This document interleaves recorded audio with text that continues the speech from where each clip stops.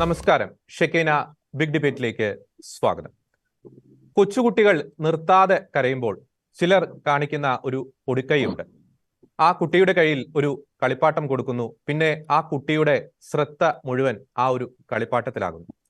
കഴിഞ്ഞ കുറെ വർഷങ്ങളായി കേരളത്തിലെ ക്രൈസ്തവ സമൂഹം സമാനതകളില്ലാത്ത പ്രതിസന്ധികളിലൂടെയാണ് കടന്നുപോയിക്കൊണ്ടിരിക്കുന്നത്.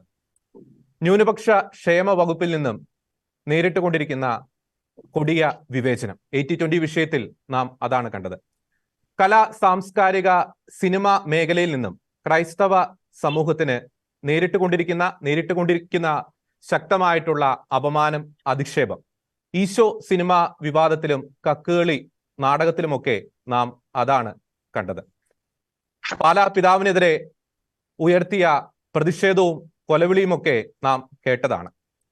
ഒപ്പം ഞായറാഴ്ചകളെ പ്രവൃത്തി ദിനമാക്കാനുള്ള നീക്കങ്ങൾ, കേരളത്തിലെ പാഠപുസ്തകങ്ങളിൽ നിന്നും ക്രൈസ്തവ സംഭാവനകളെ തമസ്കരിക്കാനുള്ള നീക്കങ്ങൾ, ലവ് ജിഹാദ് പോലുള്ള പ്രണയക്കെണികൾ. ഇത്തരം നീക്കങ്ങൾക്കെതിരെ ശക്തമായ പ്രതിഷേധം ഉയർത്തിയിരുന്ന ക്രൈസ്തവ സമൂഹത്തിന്റെ ശ്രദ്ധ മുഴുവൻ ഇപ്പോൾ മണിപ്പൂരിൽ മാത്രം തളയ്ക്കുന്നതിൽ ചില കൂട്ടർ വിജയിച്ചു എന്നത് ഒരു യാഥാർത്ഥ്യമാണ്. തീർച്ചയായും മണിപ്പൂർ കലാപം അപലപിക്കപ്പെടേണ്ട ഒരു സംഭവം തന്നെയാണ്. ഒരു മതേതര ജനാധിപത്യ രാജ്യത്തിൽ ഒരിക്കലും സംഭവിക്കാൻ പാടില്ലാത്ത ദാരുണമായ സംഭവങ്ങളാണ് അവിടെ നടന്നത്. എന്നാൽ ഈ മണിപ്പൂർ കലാപത്തിന്റെ പേരിൽ കേരളത്തിലെ ക്രൈസ്തവരോട് ചിലർ കാണിക്കുന്ന സ്നേഹം യഥാർത്ഥ സ്നേഹമാണോ? കാരണം മേൽപ്പറഞ്ഞ വിഷയങ്ങളിൽ ഈ കൂട്ടർ ക്രൈസ്തവർക്ക് അനുകൂലമായി കമ എന്നൊരു അക്ഷരം ഇതുവരെ മിണ്ടിയതായി നാം കണ്ടിട്ടില്ല. ഈ കുഞ്ഞാടുകളെ തമ്മിലടുപ്പിച്ച് ചോര കുടിക്കാൻ വെമ്പി നിൽക്കുന്ന പഴയ മുത്തശ്ശിക്കഥയിലെ ചെന്നായുടെ മനോഭാവമാണ് മണിപ്പൂർ വിഷയത്തിൽ ചിലരുടെ മനോഭാവം എന്നത് പറയാതെ വയ്യ. ഷെക്കീന ബിഗ് ഡിബേറ്റ് ചർച്ച ചെയ്യുന്നു. മണിപ്പൂർ കേരളത്തിലെ ക്രൈസ്തവർക്ക് നൽകുന്ന പാഠം എന്താണ്? ഈ ചർച്ചയിൽ നമ്മോടൊപ്പം ചേരുന്നു ഫാദർ റോയ് കണഞ്ചിറ, CMI, സാമൂഹ്യ നിരീക്ഷകൻ ഡോക്ടർ ചാക്കോ കളമ്പറമ്പിൽ, ഒപ്പം ഡോക്ടർ ജോസുകുട്ടി ജെ ഒഴികയിൽ. 3 പേർക്കും ഈ ചർച്ചയിലേക്ക് സ്വാഗതം. ആദ്യം ഫാദർ റോയ് കണഞ്ചിറ, CMI. നമുക്കറിയാം, കഴിഞ്ഞ മെയ് മാസം മുതൽ ശക്തമായിട്ടുള്ള പ്രതിഷേധങ്ങളാണ് കേരളത്തിൽ ഉടനീളം ഈ മണിപ്പൂർ വിഷയത്തിൽ അലയടിച്ചുകൊണ്ടിരിക്കുന്നത്. കേരളത്തിലെ രൂപതകളിൽ, ഇടവകളിൽ, വിവിധ ക്രൈസ്തവ സഭാ സമൂഹങ്ങൾ ഒന്നാകെ ഈ വിഷയത്തിൽ ശക്തമായിട്ടുള്ള ഒരു പ്രതിഷേധം, ഒരു പ്രതിരോധം തീർക്കുന്ന ഒരു കാഴ്ച.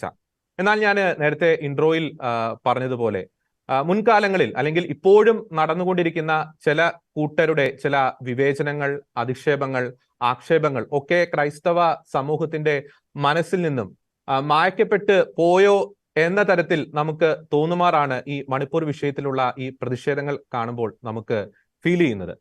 യഥാർത്ഥത്തിൽ ഒരു കത്തോലിക്ക സഭയിലെ വൈദികൻ എന്ന നിലയിൽ ഈ മണിപ്പൂർ സംഭവ വികാസങ്ങൾ, തുടർന്ന് കേരളത്തിലെ ക്രൈസ്തവ സഭയിൽ ഇപ്പോൾ നടന്നുകൊണ്ടിരിക്കുന്ന ചില കാര്യങ്ങൾ, മണിപ്പൂർ വിഷയവുമായും അതുമായി ഒപ്പം തന്നെ മറ്റു ചില കാര്യങ്ങൾ, അതിന്റെയൊക്കെ അടിസ്ഥാനത്തിൽ ഈ വിഷയങ്ങൾ കേരളത്തിലെ ക്രൈസ്തവ സമൂഹത്തിന് നൽകുന്ന ഒരു പാഠം എന്താണ്? Father Roy Kananchira, CMI. മണിപ്പൂർ കേരള സഭയോട് മന്ത്രിക്കുന്നത് എന്ത്? ഈ ചോദ്യം എന്റെ മനസ്സിൽ ഉയരാൻ തുടങ്ങിയിട്ട് കുറെ കാലമായി. ഇവിടെ ഇപ്പോൾ അവതാരകൻ ചോദിച്ച ഈ ചോദ്യം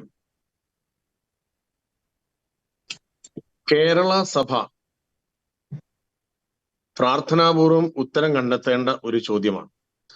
മണിപ്പൂർ കേരള സഭയോട്, മണിപ്പൂർ സംഭവം കേരള സഭയോട് മന്ത്രിക്കുന്നത് എന്ത്?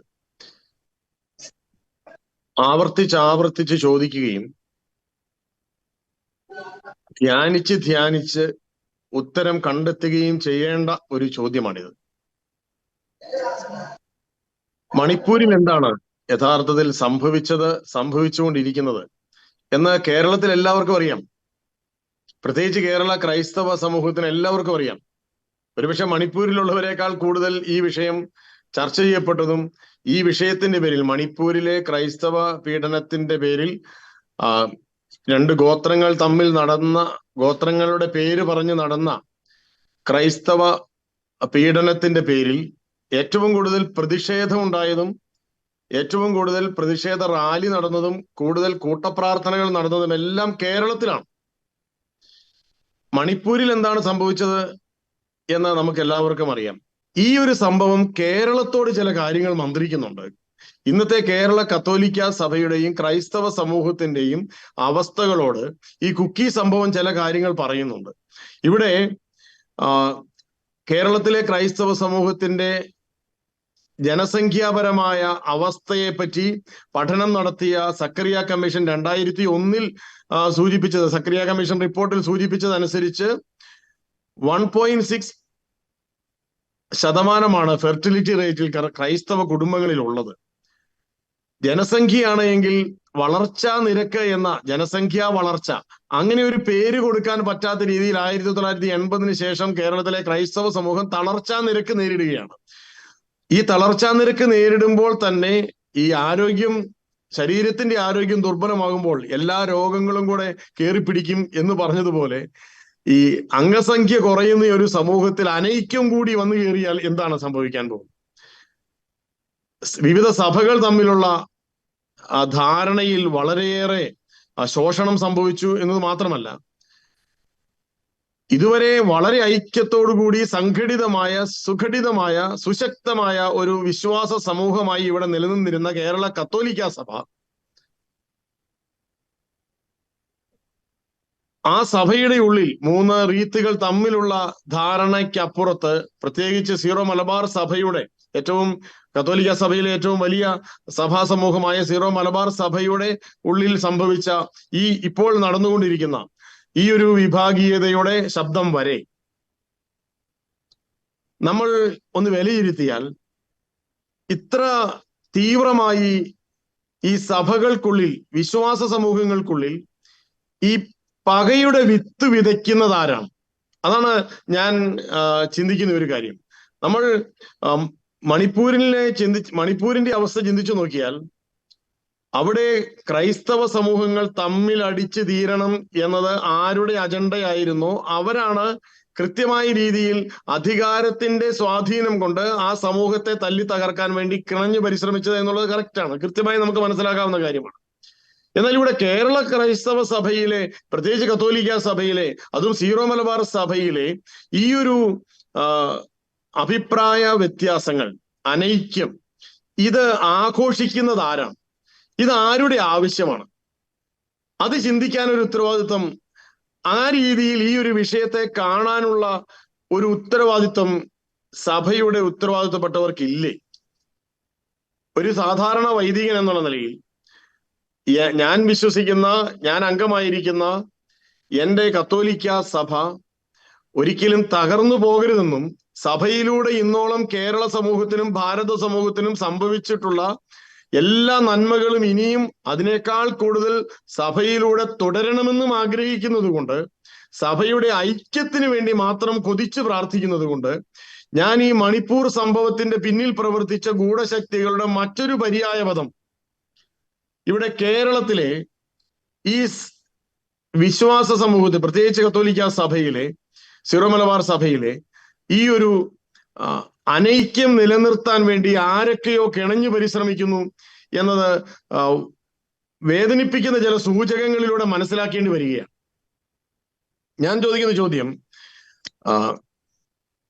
ഇവിടെ എറണാകുളത്ത് വഞ്ചി സ്ക്വയർ സമരം നടത്തിയപ്പോൾ അന്നു മുതലാണ് ഇത് കേരളത്തിന്റെ പൊതുസമൂഹവും മാധ്യമങ്ങളും ക്രൈസ്തവ സമൂഹത്തിന്റെ വളർച്ച ആഗ്രഹിക്കുന്ന, ക്രൈസ്തവ സമൂഹത്തിന്റെ ഐക്യം ആഗ്രഹിക്കുന്നവരൊക്കെ അപായഭീതിയോടെ ശ്രദ്ധിക്കുകയും ചെയ്ത ഒരു സംഭവം.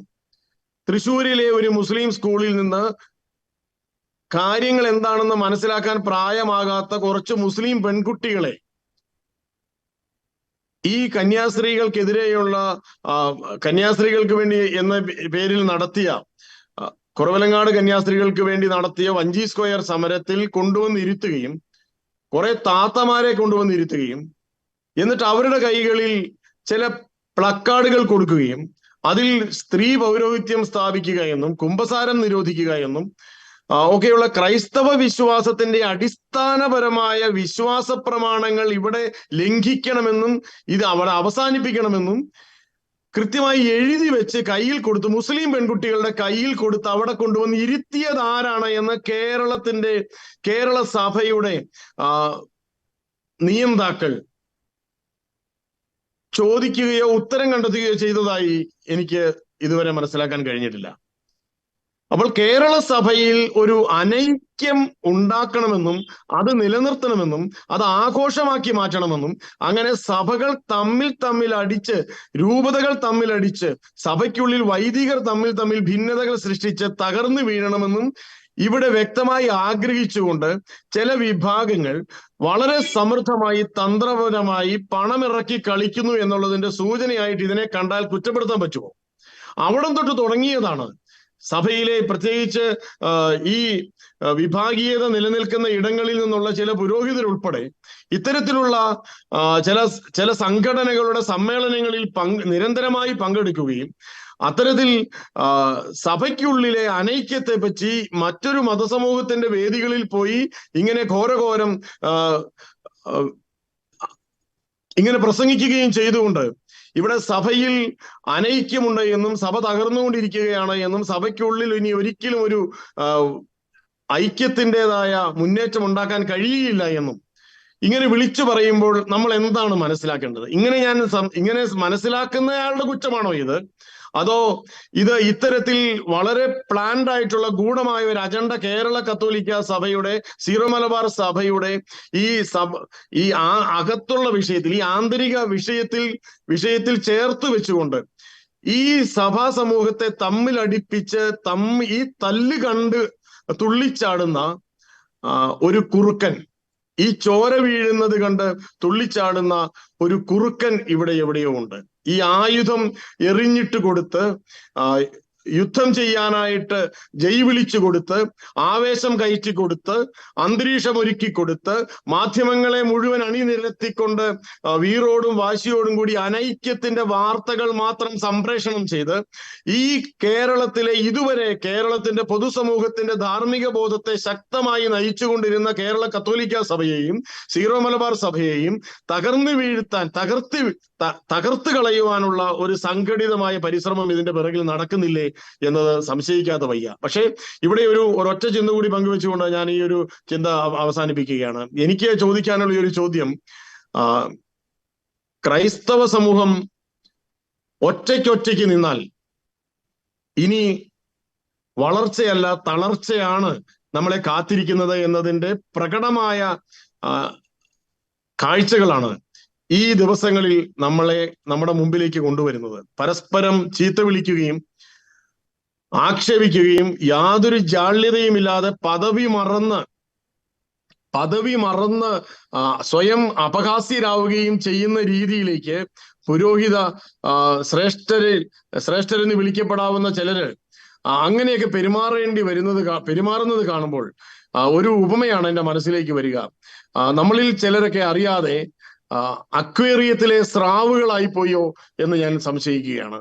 ഈ അക്വേറിയത്തിലെ സ്രാവുകൾ എന്ന് വിളിക്കാൻ എനിക്ക് തോന്നുകയാണ്. ചെറിയ കുഞ്ഞു സംഘടനകളിൽ ഇങ്ങനെ ആ സംഘടനകളെ അങ്ങ് വീർപ്പിച്ച് ചാനലുകൾ കുറേയേറെ ഈ നിഷേധാത്മകമായ വാർത്തകൾ കൊടുക്കുന്ന സഭാവിരുദ്ധ വാർത്തകൾ മാത്രം കൊടുക്കാൻ വേണ്ടി ഈ ചാനൽ കണ്ണുകൾ തുറന്നു വെച്ചുകൊണ്ട് ക്യാമറകൾ തുറന്നു വെച്ചുകൊണ്ട് ഇങ്ങനെ പതുങ്ങി വരുന്ന ചില ചാനലുകളുടെ മുമ്പിലേക്ക് സഭയുടെ വിരുദ്ധ വാർത്ത മാത്രം കൊടുത്ത് ഇങ്ങനെ സ്വയം അങ്ങ് വീർത്തു വരുന്ന ചില അക്വേറിയത്തിലെ സ്രാവുകളുടെ വാലിട്ടിളക്കങ്ങളിൽ ഒരു സഭ തകർന്നു വീഴില്ല എന്ന് വിശ്വസിക്കുകയാണ് ഞാൻ. അതുപോലെ തന്നെ ഒരു മഹാസ്നേഹ സമുദ്രമായി ഇവിടെ പടർന്നൊഴുകേണ്ട ഒരു സഭ ഇങ്ങനെ കുഞ്ഞു അക്വേറിയങ്ങളായി മാറി അതിൽ ഈ ചെറിയ പരൽമീനുകളെ ഇങ്ങനെ വാലളക്കത്തിലിട്ട് കറക്കി അങ്ങനെ സുഖിക്കുന്ന ഇന്നലെ കണ്ടു ചില സ്രാവുകളുടെ അക്വേറിയത്തിലെ സ്രാവുകളുടെ ആഹ്ലാദ നർത്തനങ്ങൾ കണ്ടു, ജൈവിളികൾ കണ്ടു. സഭയെ എതിർത്തപ്പോൾ, മാർപ്പാപ്പായുടെ പ്രതിനിധികളെയൊക്കെ എതിർത്ത് സംസാരിക്കുന്ന സാഹചര്യങ്ങൾ ഉണ്ടാകുമ്പോൾ, സിനഡിനെ എതിർത്ത് സംസാരിക്കുന്ന സാഹചര്യങ്ങൾ ഉണ്ടാകുമ്പോൾ ചീറ് വിളിക്കുന്ന, അപ്പ് വിളിക്കുന്ന, ചുറ്റും നിന്നുകൊണ്ട് ആർപ്പ് വിളിക്കുന്ന കുറെ പേരെ കണ്ടു. ഇത്തരത്തിലുള്ള സ്രാവുകളുടെ ഗതി എങ്ങോട്ടാണ്? ഈ അക്വേറിയത്തിലെ ഈ തിരയിളക്കങ്ങൾ കണ്ട് ഇതാണ് സമുദ്രം എന്ന് ആരെങ്കിലും ധരിക്കുന്നുണ്ടെങ്കിൽ അത് വൻ തകർച്ചയുടെ തുടക്കമാണ് എന്നതിന് യാതൊരു സംശയവുമില്ല. അതുകൊണ്ട് മണിപ്പൂർ കേരള സഭയെ പഠിപ്പിക്കുന്ന വലിയ ചില സത്യങ്ങൾ, അത് കേരള സഭ വിഭാഗീയതയുടെ കാരണങ്ങൾ മറന്ന് എങ്ങനെ പൊരുത്തപ്പെടാൻ കഴിയും, എങ്ങനെ ഐക്യപ്പെടാൻ കഴിയും, ആരും നഷ്ടപ്പെടാതെ 100ാമത്തെ കുഞ്ഞാടിന്റെ പിറകെ 99നെയും കൂട്ടിൽ ഒരുക്കിയിരുത്തിയിട്ട് ഓടിപ്പോയ തമ്പുരാന്റെ മനസ്സുള്ള ഒരു ആത്മീയ ഭാവത്തെ ഈ കേരള സഭ കൊതിക്കുകയാണ്. അതുകൊണ്ട് അത് എന്റെ പ്രാർത്ഥന ഇത്ര മാത്രമേ ഉള്ളൂ. ആരും നഷ്ടപ്പെടാതെ ഈ സഭ ഒന്നാകാനായിട്ട്, അക്വേറിയങ്ങളുടെ അതിരുകൾ ഇടിച്ച് ക്രിസ്തു എന്ന മഹാസ്നേഹ സമുദ്രത്തിൽ ലയിക്കാൻ കേരള കത്തോലിക്ക സഭയ്ക്ക്, സീറോ മലബാർ സഭയ്ക്ക്, ക്രൈസ്തവ സമൂഹത്തിന് കഴിയട്ടെ. അതുവഴി ഇന്നോളം നമ്മൾ തുടർന്നു വന്ന ക്രിസ്തു സ്നേഹത്തിന്റെ മഹാപ്രവാഹങ്ങൾ നന്മയുടെ പ്രകരണങ്ങളായി, സേവന രൂപങ്ങളായി, സേവന കർമ്മങ്ങളായി ഇനിയും കേരളത്തെ പുണരട്ടെ, സമൃദ്ധമാക്കട്ടെ, ഭാരതത്തെ സമ്പന്നമാക്കട്ടെ. അങ്ങനെ സഭ ഒന്നാകട്ടെ എന്ന് മാത്രമാണ് എന്റെ പ്രാർത്ഥന. വളരെ വ്യക്തമാണ്, വളരെ ശക്തവും വ്യക്തവുമായ ഭാഷയിൽ ഫാദർ റോയ് കണ്ണഞ്ചിറ അത് അവതരിപ്പിച്ചു. ഒപ്പം തന്നെ മറ്റൊരു കാര്യം കൂടിയുണ്ട്, അടുത്ത ഘട്ടത്തിൽ അച്ഛനിലേക്ക് വരുമ്പോൾ ഞാനത് ചോദിക്കാം. പ്രത്യേകിച്ച് ഈ സഭാ ശത്രുക്കളുടെ ചട്ടുകങ്ങളായി ഈ ചില വൈദിക വേഷധാരികളും ചില അൽമായ വിശ്വാസികളും എന്ത് കണ്ടിട്ടാണ് അവരുടെ ഒരു ചട്ടുകങ്ങളായി പ്രവർത്തിക്കുന്നത് എന്നൊരു പ്രസക്തമായ ഒരു ചോദ്യം കൂടിയുണ്ട്. അത് അടുത്ത ഘട്ടത്തിൽ അച്ഛനോട് ചോദിക്കാം. ഡോക്ടർ ചാക്കോ കാളാമ്പറമ്പിൽ, പ്രത്യേകിച്ച് ഞാൻ ഇൻട്രോയിൽ പറഞ്ഞതുപോലെ ഈ പൊളിറ്റിക്കൽ ഇസ്ലാമിന്റെ ഗൂഢ അജണ്ടകളെ കേരളത്തിലെ ക്രൈസ്തവ സമൂഹം ഒന്നൊന്നായി തിരിച്ചറിഞ്ഞ ഒരു കാലഘട്ടത്തിലൂടെയാണ് നാം കടന്നുപോയത്.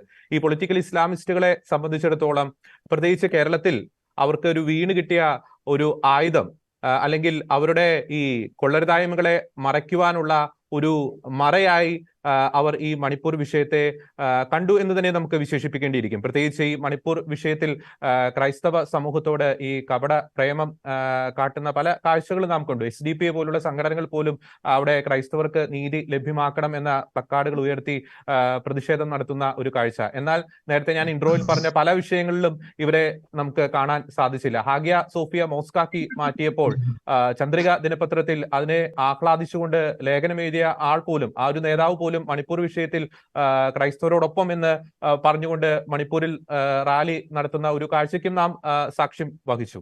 പ്രത്യേകിച്ച് ക്രൈസ്തവരെ സംബന്ധിച്ചിടത്തോളം ഈ മണിപ്പൂർ വിഷയത്തെ രാഷ്ട്രീയമായും സാമുദായികമായും അത് ചൂഷണം ചെയ്തുകൊണ്ട് നേട്ടം കൊയ്യാൻ ശ്രമിച്ച ചിലരുടെ ഗൂഢ അജണ്ടകളിൽ കേരളത്തിലെ ഒരു ക്രൈസ്തവ സമൂഹം വീണ് പോയിട്ടുണ്ടോ? ഡോക്ടർ ചാക്കോ കാളാമ്പറമ്പിൽ. വളരെ നല്ല ഒരു ചോദ്യമാണ് ജോർഡി ചോദിച്ചത്. ഈ മണിപ്പൂർ വിഷയവും കേരള രാഷ്ട്രീയവും ഞാൻ കുറെ ദിവസങ്ങളായി ചിന്തിച്ചുകൊണ്ടിരിക്കുന്ന ഒരു കാര്യമാണ്. മണിപ്പൂരിനെ സംബന്ധിച്ചിടത്തോളം കേരളത്തിൽ ഉണ്ടാക്കിയിരിക്കുന്ന ഒരു നരേറ്റീവ്, അതൊരു പരിധിവരെ തെറ്റായ നരേറ്റീവാണ്. കാരണം ഞാൻ അതിനെക്കുറിച്ച് ചിന്തിച്ചപ്പോൾ എന്റെ ചില വ്യക്തിപരമായ അഭിപ്രായം ഞാൻ ചേർത്ത് വയ്ക്കുക. ഈ മണിപ്പൂർ പ്രശ്നം ഉണ്ടാകുന്നത് കാലാകാലങ്ങൾ പലപ്പോഴും ഉണ്ടായിട്ടുള്ള വിഷയമാണ്. ഉണ്ടാകുന്ന സമയത്ത് ഭരിക്കുന്നത് കേന്ദ്രത്തിൽ BJP ഗവൺമെന്റാണ്. മണിപ്പൂരിൽ നമുക്കറിയാം, അടുത്ത കാലത്ത് ക്രിസ്ത്യൻസിന്റെ സപ്പോർട്ടോടുകൂടി തന്നെയാണ് ബീരൻ സിംഗ് BJP ഗവൺമെന്റ് മണിപ്പൂരിൽ വരുന്നത്.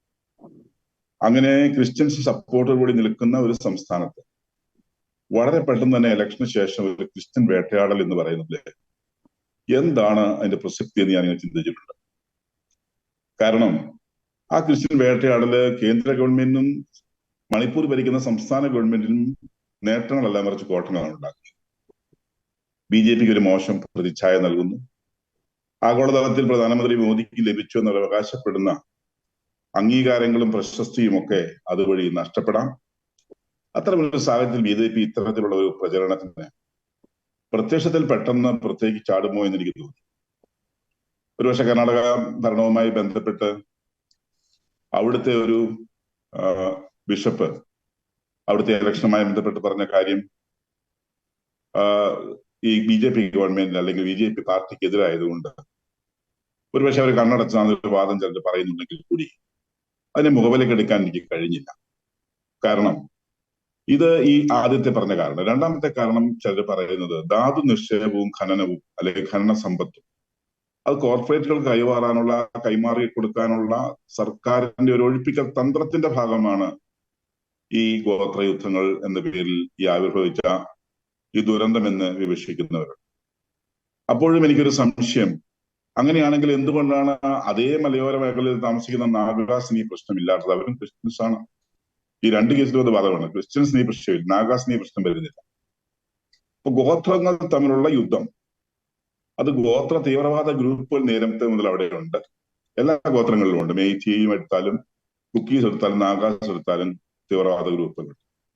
ചില ഇസ്ലാമിക് തീവ്രവാദ ഗ്രൂപ്പുകൾ അവിടെ കടന്നു കയറിയിട്ടുണ്ട്. ഇത്തരം തീവ്രവാദ പ്രസ്ഥാനങ്ങളൊക്കെ ഗോത്രങ്ങൾ തമ്മിലുള്ള ഏറ്റുമുട്ടലുകളെ ട്രിഗർ ചെയ്യാനുള്ള ഒരു വിധത്തിൽ പറഞ്ഞു കഴിഞ്ഞാൽ ഒരു കാറ്റലിസ്റ്റ് ആയിട്ട് ആക്ട് ചെയ്യുന്നുണ്ട്. അതിന്റെ നേട്ടം അവർ കൊയ്യാൻ ശ്രമിക്കുന്നു. അത്തരത്തിലുള്ള തീവ്രവാദ പ്രസ്ഥാനങ്ങളുടെ സാന്നിധ്യം അവിടെ കൂടി വരികയും ഇത് ഒരു വംശീയ കലാപമായി ഗോത്ര യുദ്ധമായി ഒക്കെ മാറുകയും ചെയ്തപ്പോ അത് സോഷ്യൽ മീഡിയയിലൂടെ വളരെയധികം പ്രചാരണം ലഭിക്കുന്ന ഒരവസ്ഥയിലേക്ക് ഈ കാലഘട്ടത്തിൽ മാറി. മുമ്പ് നടന്ന ഗോത്ര യുദ്ധങ്ങളെക്കാൾ കൂടുതൽ ഈ കാലഘട്ടത്തിൽ മാറി എന്നുള്ളത് വാസ്തവമാണ്. ഈ പ്രാവശ്യം അത് പ്രതിപക്ഷം, കേരളത്തിൽ പ്രത്യേകിച്ചും അല്ലെങ്കിൽ ഇന്ത്യയിൽ പൊതുവെയും പ്രതിപക്ഷം ഒരു നേട്ടത്തിനായിട്ട് അത് ഉപയോഗിക്കുന്ന സാഹചര്യവും ഒരു പരിധിവരെ ഉണ്ടായി. പ്രതിപക്ഷം പറഞ്ഞ എല്ലാം നേട്ടത്തിനാണെന്ന് ഞാൻ പറയുന്നില്ലെങ്കിൽ പോലും അവരുടെ ഒരു ലക്ഷ്യം അതിലുണ്ടായിരുന്നു, BJP ഗവൺമെന്റിനെ അടിക്കുക എന്നുള്ള ലക്ഷ്യം. കാരണം ക്രിസ്ത്യൻ വർഗീയത എന്നാണ് കേരളത്തിൽ ആദ്യം ഇതിനെ അഴിച്ചുവിട്ട ഒരു പ്രചരണം. ഹിന്ദുക്കളും ക്രിസ്ത്യൻസും തമ്മിലുള്ള വർഗീയത. സനമാഹിസം എന്ന് പറയുന്ന മതത്തിൽ വിശ്വസിക്കുന്ന മഹാഭൂരിപക്ഷം വരുന്ന മണിപ്പൂരികളിൽ ക്രിസ്ത്യൻസിൽ ക്രിസ്തു വിശ്വാസമുള്ളവരും ഒക്കെ ഉണ്ട് അവിടെ. ഹിന്ദു ക്രിസ്ത്യൻ വർഗീയത എന്ന് പ്രേരിപ്പിച്ചത് ഇവിടെ ക്രിസ്ത്യൻസിന് BJPയോട് ഒരു അകൽച്ച ഉണ്ടാക്കണമെന്ന ബോധപൂർവമായ ശ്രമത്തിന്റെ ഭാഗമാണോ എന്ന് ഞാൻ സംശയിച്ചിട്ടുണ്ട്. അതുപോലെ പ്രതിപക്ഷം ഇതിനെ നേട്ടത്തിനായിട്ട് ഉപയോഗിക്കുന്നതോടൊപ്പം തന്നെ പ്രതിയോഗികളെ, എതിരാളികളെ മേശയ്ക്ക് ചുറ്റിനും ഒന്നിച്ചിരുത്തിക്കൊണ്ട് ഈ വിഷയത്തിൽ ഒരു സമാധാന ചർച്ച നടത്തുന്നതിൽ കേന്ദ്രം ഭരിക്കുന്ന BJP സർക്കാരും മണിപ്പൂർ ഭരിക്കുന്ന സർക്കാരും ഒന്നുകിൽ സമാധാനം സ്ഥാപിക്കുന്നതിലോ അല്ലെങ്കിൽ അക്രമികളെ അമർച്ച ചെയ്യുന്നതിലോ അമാന്തം കാണിച്ചു, അതല്ലെങ്കിൽ ബോധപൂർവമായി വീഴ്ച വരുത്തി എന്നുള്ളതും മറുവശത്ത് തീർച്ചയായിട്ടും അവിടെ നിൽക്കുന്നുണ്ട്. മണിപ്പൂരിൽ ഒരു ക്രൈസ്തവ സമൂഹത്തിന്റെ സാന്നിധ്യം കൂടുതലുണ്ടാകുകയും ഈ ക്രൈസ്തവ സമൂഹത്തിന്റെ വിശ്വാസമൊക്കെ ഇത്തരത്തിൽ പറയുന്ന സഹിഷ്ണുതയുടെയും ക്ഷമയുടെയും അല്ല എന്ന് ഒരു മുതലെടുപ്പ് നടത്താനുള്ള അവസരമായിട്ട് ഈ ഗോത്രങ്ങൾ തമ്മിലുള്ള ഏറ്റുമുട്ടലിനെ ഉപയോഗപ്പെടുത്തുകയും ചെയ്തിട്ടുണ്ടെന്നുള്ള വസ്തുതയും ഇവിടെയുണ്ട്. കാരണം അവര് പുതിയ നിയമ സംസ്കാരത്തിന്റെ, പുതിയ നിയമത്തിന്റെ കാഴ്ചപ്പാടുകളിൽ നിന്ന് ഇന്നും അതിലേക്ക് എത്താതെ പഴയ നിയമത്തിന്റെ പല്ലിന് പകരം പല്ല്, കണ്ണിന് പകരം കണ്ണ് എന്നുള്ള തത്വത്തിൽ വിശ്വസിക്കുന്ന വലിയൊരു പെന്തക്കോസ്റ്റൽ കത്തോലിക്ക ഇത്തരം വിഭാഗങ്ങൾ അവിടെ ജീവിക്കുന്നുണ്ട്. കത്തോലിക്കരുടെ എണ്ണം നമുക്കറിയാം വളരെ കുറവാണ്, പെർസെന്റേജ് വൈസ് വളരെ കുറവാണ്. അപ്പൊ ഈ ഒരു വിഷയം വന്നപ്പോ കേരളത്തിലെ പ്രശ്നത്തെ മറച്ചു വെക്കാൻ വേണ്ടി ഇവിടുത്തെ ഭരണകക്ഷി അതൊരു മണിപ്പൂർ വിഷയം വലിയൊരു വിഷയമാക്കി എടുത്തു. അതൊരു വശത്ത് ഇവിടെ നിരവധി പ്രശ്നങ്ങളാണ് ഫേസ് ചെയ്യുന്നത്. അപ്പൊ അതിനെ എങ്ങനെ ഡൈവേർട്ട് ചെയ്യാമെന്നുള്ളവരെ വളരെ സമ്മതപൂർവ്വം എടുത്ത ഒരു വിഷയം മണിപ്പൂരിനെ ആളിക്കത്തിക്കാൻ ശ്രമിച്ചു. ക്രിസ്ത്യൻസിനെ പൊതുവെ BJPയോട് അടുക്കുന്നു എന്നുള്ള ഒരു ചിന്താഗതി ഭരണപക്ഷത്തും പ്രതിപക്ഷത്തും കേരളത്തിൽ ഉണ്ടായി. ഇസ്ലാം തീവ്രവാദത്തും അല്ലെങ്കിൽ ഇസ്ലാം ഗ്രൂപ്പുകൾക്കും ഉണ്ടായി. അപ്പൊ അതിനെ തിരിച്ചു കൊണ്ടുവരാനുള്ള ഒരു അവസരമായി UDF, LDF അടക്കമുള്ള സംവിധാനങ്ങൾ ഇതിനെ വേണ്ട വിധത്തിൽ എക്സ്പ്ലോയിറ്റ് ചെയ്യുന്നതിന് ശ്രമിച്ചിട്ടുണ്ട്. ഇസ്ലാം തീവ്രവാദികളുടെ ക്രിസ്ത്യൻ സംരക്ഷകരായി മാറി. അച്ഛൻ സൂചിപ്പിച്ചതുപോലെ എന്തുകൊണ്ടാണ് അവർ സംരക്ഷകരായി മാറുന്നത്? ജിഹാദികളുടെയും കക്കുകളുടെയും അതുപോലെ തീവ്രവാദ പ്രസ്ഥാനങ്ങളുടെ ന്യൂനപക്ഷങ്ങൾക്കെതിരായിട്ടുള്ള ന്യൂനപക്ഷ അവകാശങ്ങൾ ധ്വംസനത്തിനെതിരെ ഒക്കെ അവരുടെ ആഞ്ഞടിക്കല്, അതുപോലെ സംവരണ തത്വം ന്യൂനപക്ഷാവകാശങ്ങൾ ആവശ്യപ്പെട്ടപ്പം അതിനെതിരെ ശക്തമായിട്ട് ആഞ്ഞടിച്ചുകൊണ്ടിരുന്നവർ, 80-20 സംവരണ അനുവാദത്തെ അനുകൂലിച്ചുകൊണ്ട് ക്രിസ്ത്യൻസിനെതിരെ നീങ്ങിയവര്, കാഗിയ സോഫിയ പോലുള്ള വിഷയം വന്നപ്പോൾ മിണ്ടാതിരുന്നവര്, ഇങ്ങനെയുള്ള വിഭാഗങ്ങളൊക്കെ പെട്ടെന്ന് ക്രൈസ്തവരുടെ സംരക്ഷകരായി. അപ്പൊ അതോടൊപ്പം ഭരണകക്ഷിയെ സംബന്ധിച്ച് മദ്യം, മയക്കുമരുന്ന് മൂലം ഉണ്ടാകുന്ന അതിക്രമങ്ങൾ, ദുരന്തങ്ങൾ, ആത്മഹത്യകൾ, ക്രമസമാധാന പ്രശ്നങ്ങൾ ഒരു വശത്ത്, അഴിമതി മറുവശത്ത്, സാമ്പത്തിക തകർച്ച, സർക്കാരിന്റെ പരിപൂർണ പരാജയം മറുവശത്ത്, ഭരണപിടിപ്പുകേട്, സ്വജനപക്ഷപാതം, അതുപോലെ ന്യൂനപക്ഷ അവകാശങ്ങളുടെ ധ്വംസനം, സ്തുതിപാഠകരുടെ അതിപ്രസരം, മിത്തുകളെ കുറിച്ചുള്ള വിവാദങ്ങൾ, ഇതൊക്കെ ഉണ്ടാക്കി യഥാർത്ഥത്തിൽ മണിപ്പൂർ വിഷയത്തോട് ചേർത്ത് വെച്ചുകൊണ്ട് ഈ വിഷയങ്ങളിൽ നിന്ന് മുഖം തിരിച്ചു വിടാനുള്ള ഒരു ബോധപൂർവമായ ശ്രമവും ഇവിടെ നടന്നിട്ടുണ്ട്. അപ്പൊ ഇവിടെ ഞാൻ അടിസ്ഥാനമായി പറയാൻ ഉദ്ദേശിച്ച ഒരു പ്രധാനപ്പെട്ട കാര്യം, കേരളത്തിലെ ക്രൈസ്തവ സമൂഹത്തെ ഒരു പരിധിവരെ തെറ്റിദ്ധരിപ്പിക്കുന്നതിൽ ഈ മണിപ്പൂർ നരേറ്റീവ് വളരെ ക്രിയാത്മകമായി പ്രവർത്തിച്ചു. തെറ്റിദ്ധരിപ്പിക്കുകയാണ് ചെയ്തത്. ആ ക്രിയാത്മകതയാണ്. It is not a positive creativity, negative creativity. കാരണം മണിപ്പൂർ എന്ന് പറയുന്ന വിഷയം ആളിക്കത്തിച്ചുകൊണ്ട് ഇവിടുത്തെ ഒരുപാട് മഹാഭൂരിപക്ഷം വരുന്ന ഹൈന്ദവ സമൂഹം സഹിഷ്ണുതയുള്ളവരാണ്, ബഹുസ്വരതയോട് ബഹുമാനമുള്ളവരാണ്, സന്മനസ്സുള്ളവരാണ്, രാജ്യസ്നേഹമുള്ളവരാണ്. എന്നാൽ ഹൈന്ദവ വിഭാഗത്തിലും തീവ്രവാദ പ്രസ്ഥാനങ്ങളുണ്ട്, ഹിന്ദുത്വ തീവ്രവാദികളുണ്ട്, അത് ഇസ്ലാം വിഭാഗത്തിലുണ്ട്, അത് തന്നെ മറ്റു പല വിഭാഗങ്ങളിലുമുണ്ട്. അതിനെ എടുത്തുകൊണ്ട് പെരിപ്പിച്ച് ഹിന്ദു ക്രിസ്ത്യൻ വർഗീയതയായി വരുത്തി തീർത്തുകൊണ്ട് ഇതൊരു സർക്കാർ ഇങ്ങനെയാണ്, ഈ സർക്കാർ വന്നു കഴിഞ്ഞാൽ ഈ നാട് നശിച്ചു പോകും, ക്രിസ്ത്യൻ ജീവിക്കാൻ പറ്റില്ല എന്ന് പറയുന്നവര് കേരളത്തിലെ ഇവിടുത്തെ ക്രൈസ്തവ വിഭാഗത്തിന്റെ അച്ഛൻ ചൂണ്ടിക്കാണിച്ച അടക്കമുള്ള സഭയ്ക്കകത്തടക്കമുള്ള പ്രശ്നങ്ങൾ അതിനെ മറയാക്കി വെച്ചുകൊണ്ട്, അല്ലെങ്കിൽ അതിനെ മറച്ചു പിടിച്ചുകൊണ്ട്, മണിപ്പൂരിനെ മറയാക്കി വെച്ചുകൊണ്ട് രക്ഷപ്പെടാൻ ശ്രമിക്കുന്ന ഒരു ബോധപൂർവമായ ശ്രമം കേരളത്തിൽ നടക്കുന്നുണ്ട്. അതിനെ തിരിച്ചറിയാൻ ക്രിസ്ത്യൻസിന് കഴിയണം, ക്രൈസ്തവ വിശ്വാസത്തിന് കഴിയണം, കത്തോലിക്കർക്ക് കഴിയണം എന്നുള്ള എന്റെ അഭിപ്രായമാണ്. കാരണം നമ്മൾ പലതിനെയും അന്ധമായി അങ്ങോട്ട് എതിർക്കുകയാണ്. ആരൊക്കെയോ പടച്ചുവിടുന്ന എല്ലാ നുണകളും ഏറ്റെടുത്തുകൊണ്ട് നമ്മൾ അതിന്റെ പിന്നാലെ പോയി ആ നരേറ്റീവിനെ നമ്മൾ സ്വന്തമാക്കി തീർക്കുന്നത് ഒരിക്കലും കരണീയമല്ല. രാജ്യഗ്രാഹ്യ വിവേചനത്തോടു കൂടി തെറ്റ് തെറ്റാണെന്നും ശരി ശരിയാണെന്നും പക്ഷപാതമില്ലാതെ കൃത്യമായി പറയാൻ ക്രൈസ്തവ സമൂഹത്തിന് കഴിയണം. മണിപ്പൂരിലുണ്ടായ പ്രശ്നങ്ങളെ അതേ രീതിയിൽ അഡ്രസ് ചെയ്യണം. ആ പ്രശ്നത്തിന്റെ മറവിൽ കേരളം നേരിട്ടുകൊണ്ടിരിക്കുന്ന വലിയ പ്രതിസന്ധികളെ ഇന്നിവിടെ കേരള പോലീസ് ഉണ്ടോ എന്ന് പോലും അറിയാത്ത വിധത്തിൽ കേന്ദ്ര സംവിധാനങ്ങൾ വന്നിട്ടാണ് ഇവിടുത്തെ തീവ്രവാദ പ്രസ്ഥാനങ്ങൾ റെയ്ഡ് നടത്തി കണ്ടെത്തുന്നത്. ആർക്കും ചർച്ചയാകുന്നില്ല, ആർക്കും വിഷയങ്ങളാകുന്നില്ല. പൊളിറ്റിക്കൽ ഇസ്ലാമിന്റെ വളരെയധികം ശക്തമായിട്ടുള്ള പ്രവർത്തനങ്ങൾ കേരളത്തിൽ സജീവമായിക്കൊണ്ടിരിക്കുന്നു, വിഷയമാകുന്നില്ല.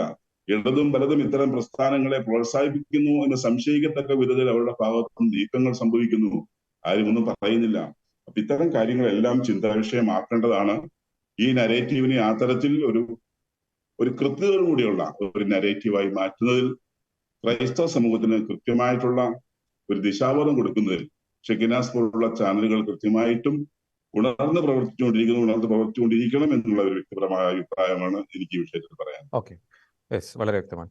ഡോക്ടർ ജോസൂട്ടി ജെ ഒഴികയിൽ പ്രത്യേകിച്ച് ഈ മണിപ്പൂർ വിഷയവുമായി ബന്ധപ്പെട്ട് പല പ്രതിഷേധ ധർണകളിലും നാം കേൾക്കുന്ന ഒരു പ്രസക്തമായിട്ടുള്ള അല്ലെങ്കിൽ സ്ഥിരം കേൾക്കുന്ന ഒരു വാചകമുണ്ട്, ഇന്ന് മണിപ്പൂരെങ്കിൽ നാളെ കേരളം.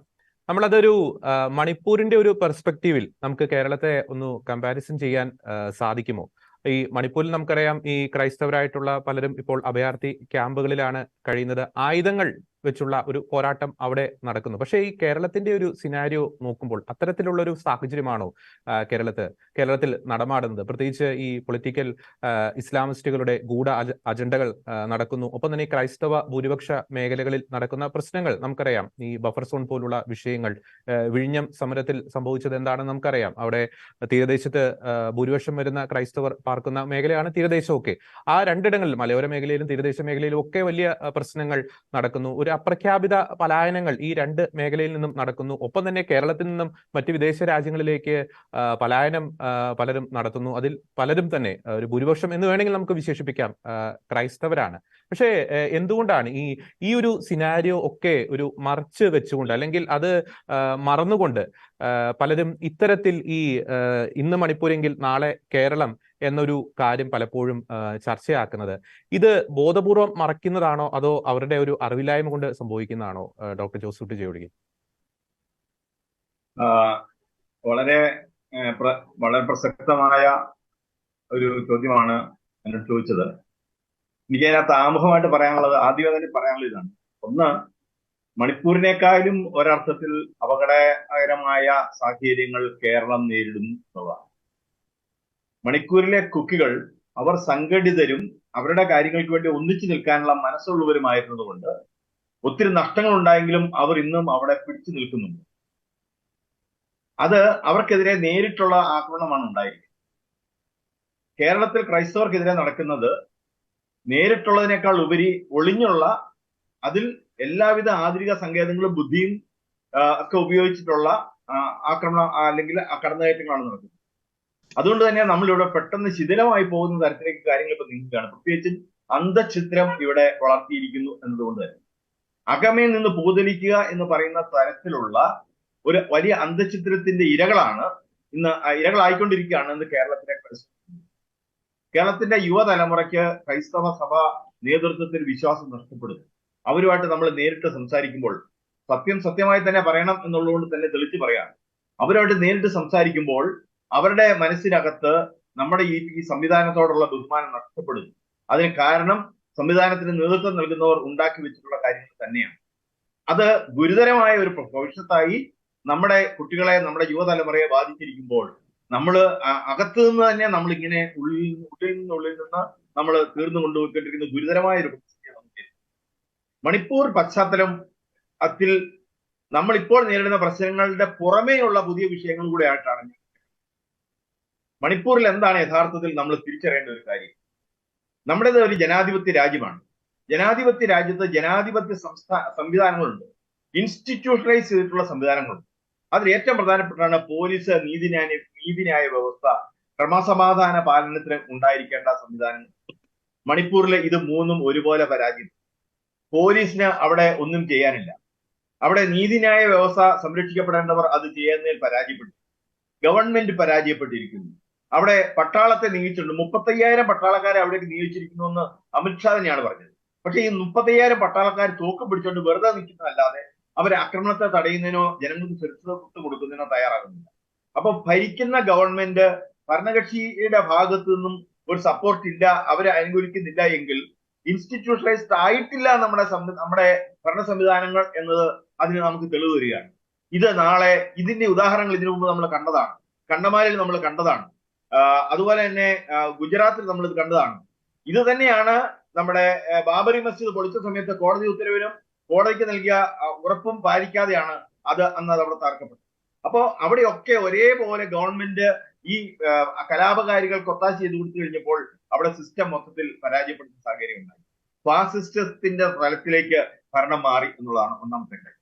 രണ്ടാമത്തെ കാര്യം, ഒരു പൊതുസമൂഹത്തെ തെറ്റിദ്ധരിപ്പിക്കുവാൻ, പൊതുസമൂഹത്തിന്റെ ആ പൊതുപ്രജ്ഞയെ തന്നെ ഇല്ലെന്നാക്കുവാൻ പറ്റുന്ന രീതിയിൽ അതിശക്തമായ നുണപ്രചരണങ്ങൾക്ക്, അതും ദീർഘകാല പദ്ധതിയോടുകൂടിയുള്ള നുണപ്രചരണങ്ങൾക്ക് സാധിക്കും എന്നുള്ളത് വളരെ കൃത്യതയോടുകൂടി നമുക്ക് മനസ്സിലാക്കാൻ കഴിയും. അതിന് ഏറ്റവും വലിയ ഉദാഹരണം, അതിന്റെ ഒരു ഉദാഹരണം ഇവിടെ തന്നെ, അതായത് നമ്മുടെ ഈ പ്രദേശത്ത് മണിപ്പൂരിൽ ഈ പ്രശ്നം ഉണ്ടായി കഴിഞ്ഞപ്പോൾ അന്ന് അവർ അവിടെ പറഞ്ഞത് എന്തൊക്കെയാണ്? അവിടെ പറഞ്ഞത് ഇത് പോപ്പി കൃഷിക്കാരാണ്, ഇത് രോഹിംഗ്യയിൽ നിന്നുള്ള കടന്നുകയറ്റക്കാരാണ് ഇവിടെ ഈ പ്രശ്നം ഉണ്ടാക്കുന്നത്, ഇത് രണ്ട് ജനസമൂഹങ്ങൾക്കിടയിലുള്ള കേവലമായ ഒരു തർക്കം മാത്രമാണ്, അല്ലാതെ ഇതിൻ്റെ അത് വേറെ ഗൗരവമായ പ്രശ്നമൊന്നുമില്ല എന്നുള്ള രീതിയിലാണ് അത് പറഞ്ഞത്. യഥാർത്ഥത്തിൽ അതല്ലായിരുന്നു ലക്ഷ്യം എന്നുള്ളത് നമുക്ക് മനസ്സിലാക്കാനായിട്ട് കഴിയും. ഇവിടെ ചാക്കോ സാർ സൂചിപ്പിച്ചതുപോലെ സാമ്പത്തിക താല്പര്യങ്ങൾ ഭരണകൂടത്തിന്റെ കൂടെ പദ്ധതിയിലേക്ക് വന്നു കഴിയുമ്പോൾ ജനാധിപത്യത്തെ മാനിക്കാത്ത രീതിയിൽ അത് പ്രവർത്തിച്ചേക്കാം എന്ന തരത്തിൽ അവർ ചിന്തിക്കുക കൂടി ചെയ്യുമ്പോൾ തീർച്ചയായും സാമ്പത്തിക താല്പര്യങ്ങളും ഇത്തരത്തിലുള്ള താല്പര്യങ്ങളോട് ഒന്നിച്ചു ചേർന്നു കഴിഞ്ഞാൽ പിന്നെ സാധാരണക്കാരായ നിയമവ്യവസ്ഥയെ അനുസരിക്കുന്നവർക്ക് നിലനിൽപ്പേ ഇല്ല എന്നുള്ള ഒരു അവസ്ഥയിലേക്കാണ് വരുന്നത്. പ്രത്യേകിച്ച് നമ്മൾ തിരിച്ചറിയേണ്ട ഒരു കാര്യമുണ്ട്. ക്രൈസ്തവ സമൂഹത്തിന്റെ ഏറ്റവും പ്രധാനപ്പെട്ടത് ഒന്ന് അവരുടെ സഹിഷ്ണുതയാണ്. ക്രൈസ്തവ സഹിഷ്ണുതയും ക്ഷമയും അതുപോലെ തന്നെ നിയമവ്യവസ്ഥയോടുള്ള ബഹുമാനവും അത് പാലിക്കുന്നവരുള്ള ഒരു സമൂഹത്തിൽ മാത്രമാണ് ഇതിന് പ്രസക്തി ഉണ്ടാകുന്നത്. അത് പാലിക്കാത്തവരുടെ ഒരു സമൂഹത്തിൽ ഈ നിയമവ്യവസ്ഥയോടുള്ള ബഹുമാനവും അതൊക്കെ ദൗർബല്യങ്ങളായി മാറുന്നോ, അതാണോ ദൗർബല്യങ്ങളായിട്ട് മാറുന്നതിന്റെ ചിത്രങ്ങളാണോ നമ്മുടെ മുമ്പിൽ തെളിയുന്നത് എന്നുകൂടെ നമ്മൾ ഇവിടെ ചിന്തിക്കേണ്ട ഒരു സാഹചര്യമുണ്ട്. അപ്പൊ തീർച്ചയായും ഇതിനെയൊക്കെ പ്രതിരോധിക്കാനുള്ള ഏക സംവിധാനം എന്ന് പറയുന്നത് ഒന്നിച്ചു നിൽക്കുക എന്നുള്ളതാണ്. ഇപ്പൊ കുക്കി സമുദായം അവർ ആകെപ്പാടെ തകർന്നു പോയി, ഇന്ന് അവര് പെരുവഴിയിലായി എങ്കിൽ പോലും അവരിപ്പോഴും പിടിച്ചു നിൽക്കുന്നത് അവർക്കിടയിലുള്ള ആ ഒരു ഐക്യമത്യവും ആ സമുദായ ബോധവും ഉള്ളത് കൊണ്ട് മാത്രമാണ്. ആ ഐക്യമത്യവും സമുദായ ബോധവും നഷ്ടപ്പെട്ടിരുന്നു എങ്കിൽ അന്ന് ഈ കുക്കികൾ ഈ കടന്നുകയറ്റക്കാർ വിചാരിച്ചതുപോലെ ആ മലമേഖലയിൽ നിന്നും എന്നേക്കുമായിട്ട് അപ്രത്യക്ഷരാകുമായിരുന്നു. യഥാർത്ഥത്തിൽ അത് ലക്ഷ്യം വെച്ചുകൊണ്ടാണ് ഈ പ്രയോഗങ്ങൾ മുഴുവൻ നടത്തിയിട്ടുള്ളത്. മലമേഖലകളിലെ വലിയ ധാതു സമ്പത്തും അതുപോലെ തന്നെ ആ മേഖലകളിലേക്ക് മറ്റുള്ളവർക്ക് സ്വത്ത് കൈയടക്കുന്നതിനുള്ള അവസരവും ഒക്കെ ഉണ്ടാക്കുന്നതിന് വേണ്ടിയാണ് ജുഡീഷ്യറിയെ കൂടി സ്വാധീനിച്ചുകൊണ്ട് ഹൈക്കോടതിയിൽ നിന്ന് ഒരു വിധി സമ്പാദിക്കാൻ കഴിഞ്ഞതും ഒക്കെ. കേരളത്തെ സംബന്ധിച്ചിടത്തോളം നമ്മൾ തിരിച്ചറിയണം, നമ്മുടെ ഇപ്പോഴത്തെ നിലയിലുള്ള ഈ അന്തഃഛിദ്രം തുടരുകയാണെങ്കിൽ ഇവിടെ സംഭവിക്കാൻ പോകുന്നത് മണിപ്പൂരിലുണ്ടായ ഒരു കലാപമായിരിക്കില്ല, മറിച്ച് കലാപ സമാനമായ രീതിയിൽ ഇവിടെ നിന്ന് ആളുകൾ ഓടി രക്ഷപ്പെടുന്ന സാഹചര്യമായിരിക്കും ഉണ്ടാകും. ഞാൻ ആവർത്തിക്കുകയാണ്, കലാപ സമാനമായ രീതിയിൽ ഇവിടുന്ന് അടുത്ത തലമുറ ഇവിടുന്ന് ഓടി രക്ഷപ്പെടുന്ന സാഹചര്യമായിരിക്കും ഉണ്ടാകാൻ പോകുക. ഇത് തിരിച്ചറിയേണ്ടവർ നമ്മൾ തന്നെയാണ്. ഇനി ഒരു സംഗതി ഞാൻ ഇപ്പോൾ ഞാനത് പറയുന്നില്ല, കാരണം അടുത്ത സമയത്തേക്ക് ഞാനത് പറയാം. വേറെ പ്രധാനപ്പെട്ട കാര്യം കൂടി എനിക്ക് സംബന്ധിച്ച് പറയാൻ. ഓക്കെ, അടുത്ത ഘട്ടത്തിലേക്ക് വരാം. ഫാദർ റോയ് കണ്ണഞ്ചിറ CMA, അങ്ങ് ആദ്യഘട്ടത്തിൽ അങ്ങ് പറഞ്ഞ ശ്രദ്ധേയമായിട്ടുള്ള ഒരു വാചകമുണ്ട്, ഈ അക്വേറിയത്തിലെ ഈ ഒരു സ്രാവുകൾ. പ്രത്യേകിച്ച് ഈ പുറമേ നിന്ന് ക്രൈസ്തവ സഭയെ അറ്റാക്ക് ചെയ്യുന്നവരുടെ ഗൂഢലക്ഷ്യങ്ങൾ നമുക്ക് മനസ്സിലാക്കാൻ സാധിക്കും. അവരുടെ ലക്ഷ്യം ക്രൈസ്തവ സമുദായത്തിന്റെ അല്ലെങ്കിൽ ക്രൈസ്തവ സഭയുടെ അടിത്തറ ഇളക്കുക എന്നുള്ളതാണ്. അത് ഇസ്ലാമിക തീവ്രവാദമായിക്കോട്ടെ, അത് ഹിന്ദുത്വ തീവ്രവാദമായിക്കോട്ടെ. പക്ഷേ നമുക്കിവിടെ പ്രധാനമായും എടുത്തു കാണിക്കേണ്ടത് ഈ ക്രൈസ്തവ സഭയുടെ ഉള്ളിൽ നിന്നുള്ളവർ ഈ കൂട്ടരുടെ ഒരു ചട്ടുകമായി മാറുന്നു. പ്രത്യേകിച്ച് അങ്ങ് നേരത്തെ സൂചിപ്പിച്ച ചില വൈദിക വേഷധാരികൾ, ചില അൽമായർ ഉൾപ്പെടെയുള്ളവർ. കാരണം ഇവരൊക്കെ അവരുടെ ആ ഒരു ജനനം മുതൽ സഭയാകുന്ന അമ്മയിൽ നിന്നും അതിന്റെ ആത്മീയ പരിപോഷണം ഏറ്റുവാങ്ങി ജീവിച്ചവരാണ്. പക്ഷെ എന്ത് കണ്ടിട്ടാണ് ഈ സഭാ ശത്രുക്കളുടെ ചട്ടുകങ്ങളായി ഇവർ മാറുന്നത്? Father Roy Kannanchira CMA. വേദനിപ്പിക്കുന്ന ഒരു അനുഭവമാണ് ഈ ഒരു ചോദ്യം. നമ്മളിങ്ങനെ ഒരു പരസ്യമായ രീതിയിൽ ഞാനിതൊരു ചാനൽ ചർച്ചയിലെ മറുപടി എന്നുള്ളതിനേക്കാൾ കൂടുതൽ എൻ്റെ ഒരു പ്രാർത്ഥനയായിട്ടാണ് ഞാൻ ഈ ഒരു ചോദ്യത്തിന് മറുപടി പറയാൻ പരിശ്രമിക്കും. കാരണം ഞങ്ങൾ വൈദികരാരും അമാനുഷ്യരായിട്ടുള്ള ആൾക്കാരല്ല. ഞങ്ങളൊക്കെ സാധാരണ കുടുംബത്തിൽ സാധാരണ മാതാപിതാക്കൾക്ക് പിറന്ന് സാധാരണ ജീവിത സാഹചര്യങ്ങളിലൂടെ വളർന്ന് പരിമിതികളുടെ കൂടാരങ്ങളായിട്ട് തന്നെയാണ് ഞങ്ങളെല്ലാം പരിശീലനത്തിൽ ഏർപ്പെടുന്നതും വിശ്വാസ രഹസ്യങ്ങൾ പഠിക്കുന്നതും പൗരോഹിത്യത്തിന്റെ വഴികളിലേക്ക് കടന്നു വരുന്നതും എല്ലാം. ആരും പൂർണ്ണരായിട്ടല്ല, വൈദികരാകുന്നതോടുകൂടി ആരും പൂർണ്ണരാകുന്നില്ല. എല്ലാവർക്കും അവരവരുടേതായ പരിമിതികളും ബലഹീനതകളും എല്ലാം ഉണ്ട്. ഈ ഒരു സാഹചര്യത്തിൽ ഇത്രയേറെ പരിമിതികളുള്ള മനുഷ്യ വ്യക്തികളുടെ കൈകളിലാണ് സഭ എന്ന അമൂല്യമായ അമേയമായ ആ ഒരു മഹാരഹസ്യം ക്രിസ്തു ഭരമേൽപ്പിച്ചത്. 2000 വർഷങ്ങളായി ക്രിസ്തുവിന്റെ ശുശ്രൂഷ പൗരോഹിത്യത്തിൽ ലക്ഷക്കണക്കിന് മനുഷ്യ സഹോദരങ്ങൾ പുരോഹിത ദൗത്യം, ശുശ്രൂഷ പൗരോഹിത്യം സ്വീകരിച്ച് സഭയ്ക്ക് വേണ്ടി ജീവിച്ചു വരികയാണ്.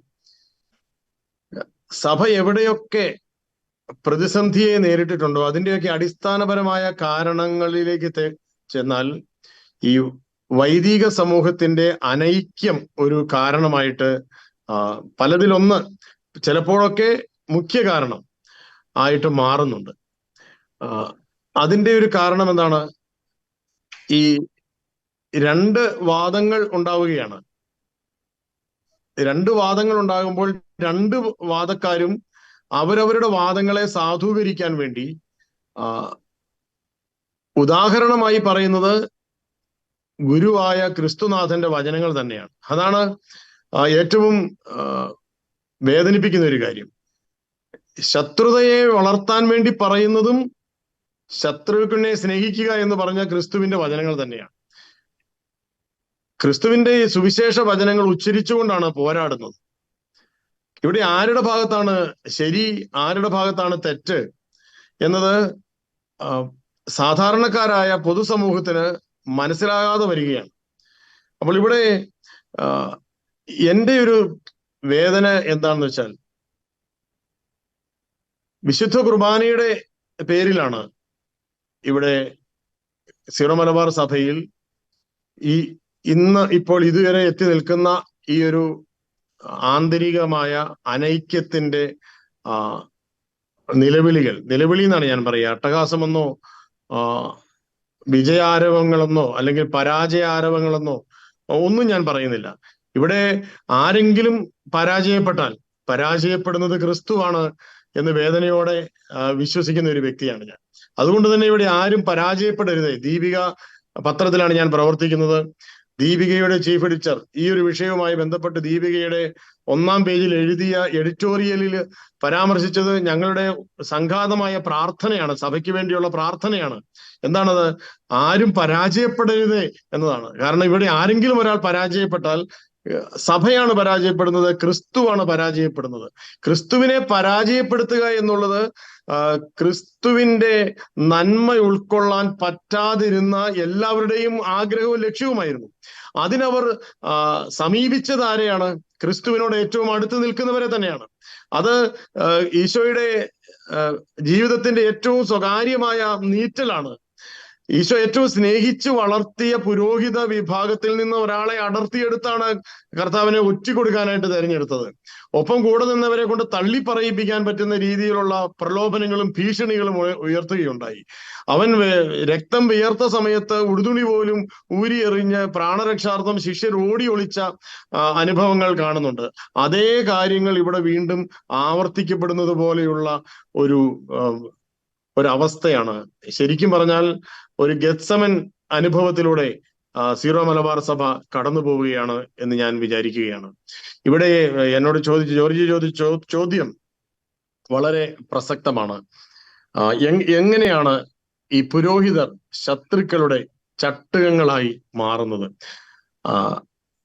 ഇത് ചോദിക്കുമ്പോൾ ചിലരുടെയെങ്കിലും മുഖം ജോർജിയുടെ മനസ്സിലുണ്ടായിട്ടുണ്ടാവും, അല്ലെങ്കിൽ ഇത് കേൾക്കുമ്പോൾ കേരളത്തിന്റെ പൊതുസമൂഹത്തിന്റെ മനസ്സിൽ ചിലരുടെ മുഖങ്ങളൊക്കെ തെളിഞ്ഞു വരുന്നുണ്ടാവാം. ഈ ശത്രുക്കളുടെ കൂടെ നിന്ന് പുരോഹിതന് മാത്രമല്ല, ചില അൽമായ നേതാക്കൾ എന്ന് പറയുന്നവർ സ്വയം നേതാക്കളായി അല്ലെങ്കിൽ 5-6 പേരുടെ സംഘടനയുണ്ടാക്കി നേതാവായി ചാനലുകളുടെ മുമ്പിൽ കിടന്ന് സഭാവിരുദ്ധമായ കാര്യങ്ങൾ മാത്രം അവതരിപ്പിച്ച് ഹീറോയായി മാറാൻ ശ്രമിക്കുന്ന ചിലർ, അവരെല്ലാം എന്താണ് ചെയ്യുന്നത്? സത്യത്തിൽ അവരൊന്നും ഈ സഭയിൽ അനൈക്യം കൊണ്ടുവരുന്നവർ, അത് വിശുദ്ധ കുർബാനയുടെ പേരിലാണെങ്കിലും അവർ ക്രിസ്തുവിൽ നിന്നുള്ളവരല്ല എന്ന് അനുഭവിക്കാനാണ് എനിക്കിഷ്ടം. അത് അങ്ങനെ വിശ്വസിച്ചു പോവുകയാണ്. കാരണം ക്രിസ്തു അനൈക്യത്തിന്റെ അടയാളമായിരുന്നില്ല ഒരിടത്തും. ക്രിസ്തു ഐക്യത്തിന്റെ അടയാളമായിരുന്നു. പിതാവേ, ഞാനും അങ്ങും ഒന്നായിരിക്കുന്നത് പോലെ അവരും ഒന്നായിരിക്കുവാൻ വേണ്ടി. അതാണ് ക്രിസ്തുവിന്റെ പ്രാർത്ഥന. വിശുദ്ധ യോഹന്നാന്റെ സുവിശേഷം 17-ാമത്തെ അധ്യായത്തിലെ ശിഷ്യഗണങ്ങൾക്ക് വേണ്ടി, താൻ തെരഞ്ഞെടുത്ത ശിഷ്യഗണങ്ങൾക്ക് വേണ്ടി, താൻ അഭിഷിക്തരാക്കിയ പുരോഹിതർക്ക് വേണ്ടി ക്രിസ്തുവിന്റെ പ്രാർത്ഥന, പിതാവേ, നമ്മൾ ഒന്നായിരിക്കുന്നത് പോലെ അവരും ഒന്നായിരിക്കാൻ വേണ്ടി ഞാൻ പ്രാർത്ഥിക്കുന്നു എന്ന് പറഞ്ഞ് 17-ാമത്തെ അധ്യായം സമാപിപ്പിച്ച ഈശോ കടന്നു പോകുന്നത് കാൽവരിയിലേക്കാണ്. ഐക്യത്തിന് വേണ്ടി ബലി ചെയ്യുവാൻ, ഐക്യത്തിന് വേണ്ടി ബലി കൊടുക്കുവാൻ ഒരു ക്രിസ്തു രൂപമുള്ള സഭ ഒരിക്കലും പിളരുകയില്ല എന്ന് ഞാൻ വിശ്വസിക്കുകയാണ്, ഞാൻ പ്രാർത്ഥിക്കുകയാണ്. സഭയുടെ ഐക്യത്തിന് വേണ്ടി ഞാൻ എന്നെ ബലി ചെയ്തു കൊള്ളാം എന്ന് പറയുന്ന ഒരു ക്രിസ്തു രൂപം ഉള്ള ഒരു സഭയും പിളരുകയില്ല, തകരുകയില്ല. കാരണം കർത്താവ് സ്വയം ബലി ചെയ്തുകൊണ്ടാണ് ദൈവവും മനുഷ്യനും തമ്മിലുള്ള ആ ഒരു പാപം മൂലമുണ്ടായ അകൽച്ച, ആ ഒരു വിടവ് തമ്പുരാൻ അടച്ചത് സ്വയം ബലി ചെയ്തുകൊണ്ടാണ്. ഈ ബലിക്ക് മുമ്പുള്ള പ്രാർത്ഥനയാണ് അവൻ നടത്തിയത്. നമ്മൾ ഒന്നായിരിക്കുന്നത് പോലെ അവരും ഒന്നായിരിക്കാൻ വേണ്ടി ഞാനിതാ എന്നെ തന്നെ ബലി ചെയ്യുന്നു എന്ന് പറയുകയാണ്. ഈ ഒരു ബലി നടക്കാത്ത ഇടങ്ങളിൽ ക്രിസ്തുവിന്റെ ശത്രുക്കൾക്ക് സ്പേസ് ഉണ്ട്. ഈഗോ തമ്മിൽ കൂട്ടിയിടിക്കുമ്പോൾ ക്രിസ്തുവിന്റെ ശത്രുക്കൾക്ക് സ്പേസ് ഉണ്ട്. വിശുദ്ധ കുർബാന ഒരിക്കലും ഭിന്നതയുടെ കാരണമാകരുത് എന്ന് ആഗ്രഹിച്ചാണ് അവൻ അപ്പം മുറിച്ചു കൊടുത്ത് തന്റെ മക്കളെ ഒപ്പം ഇരുത്തിയത് എന്നതിന് സുവിശേഷം സാക്ഷി.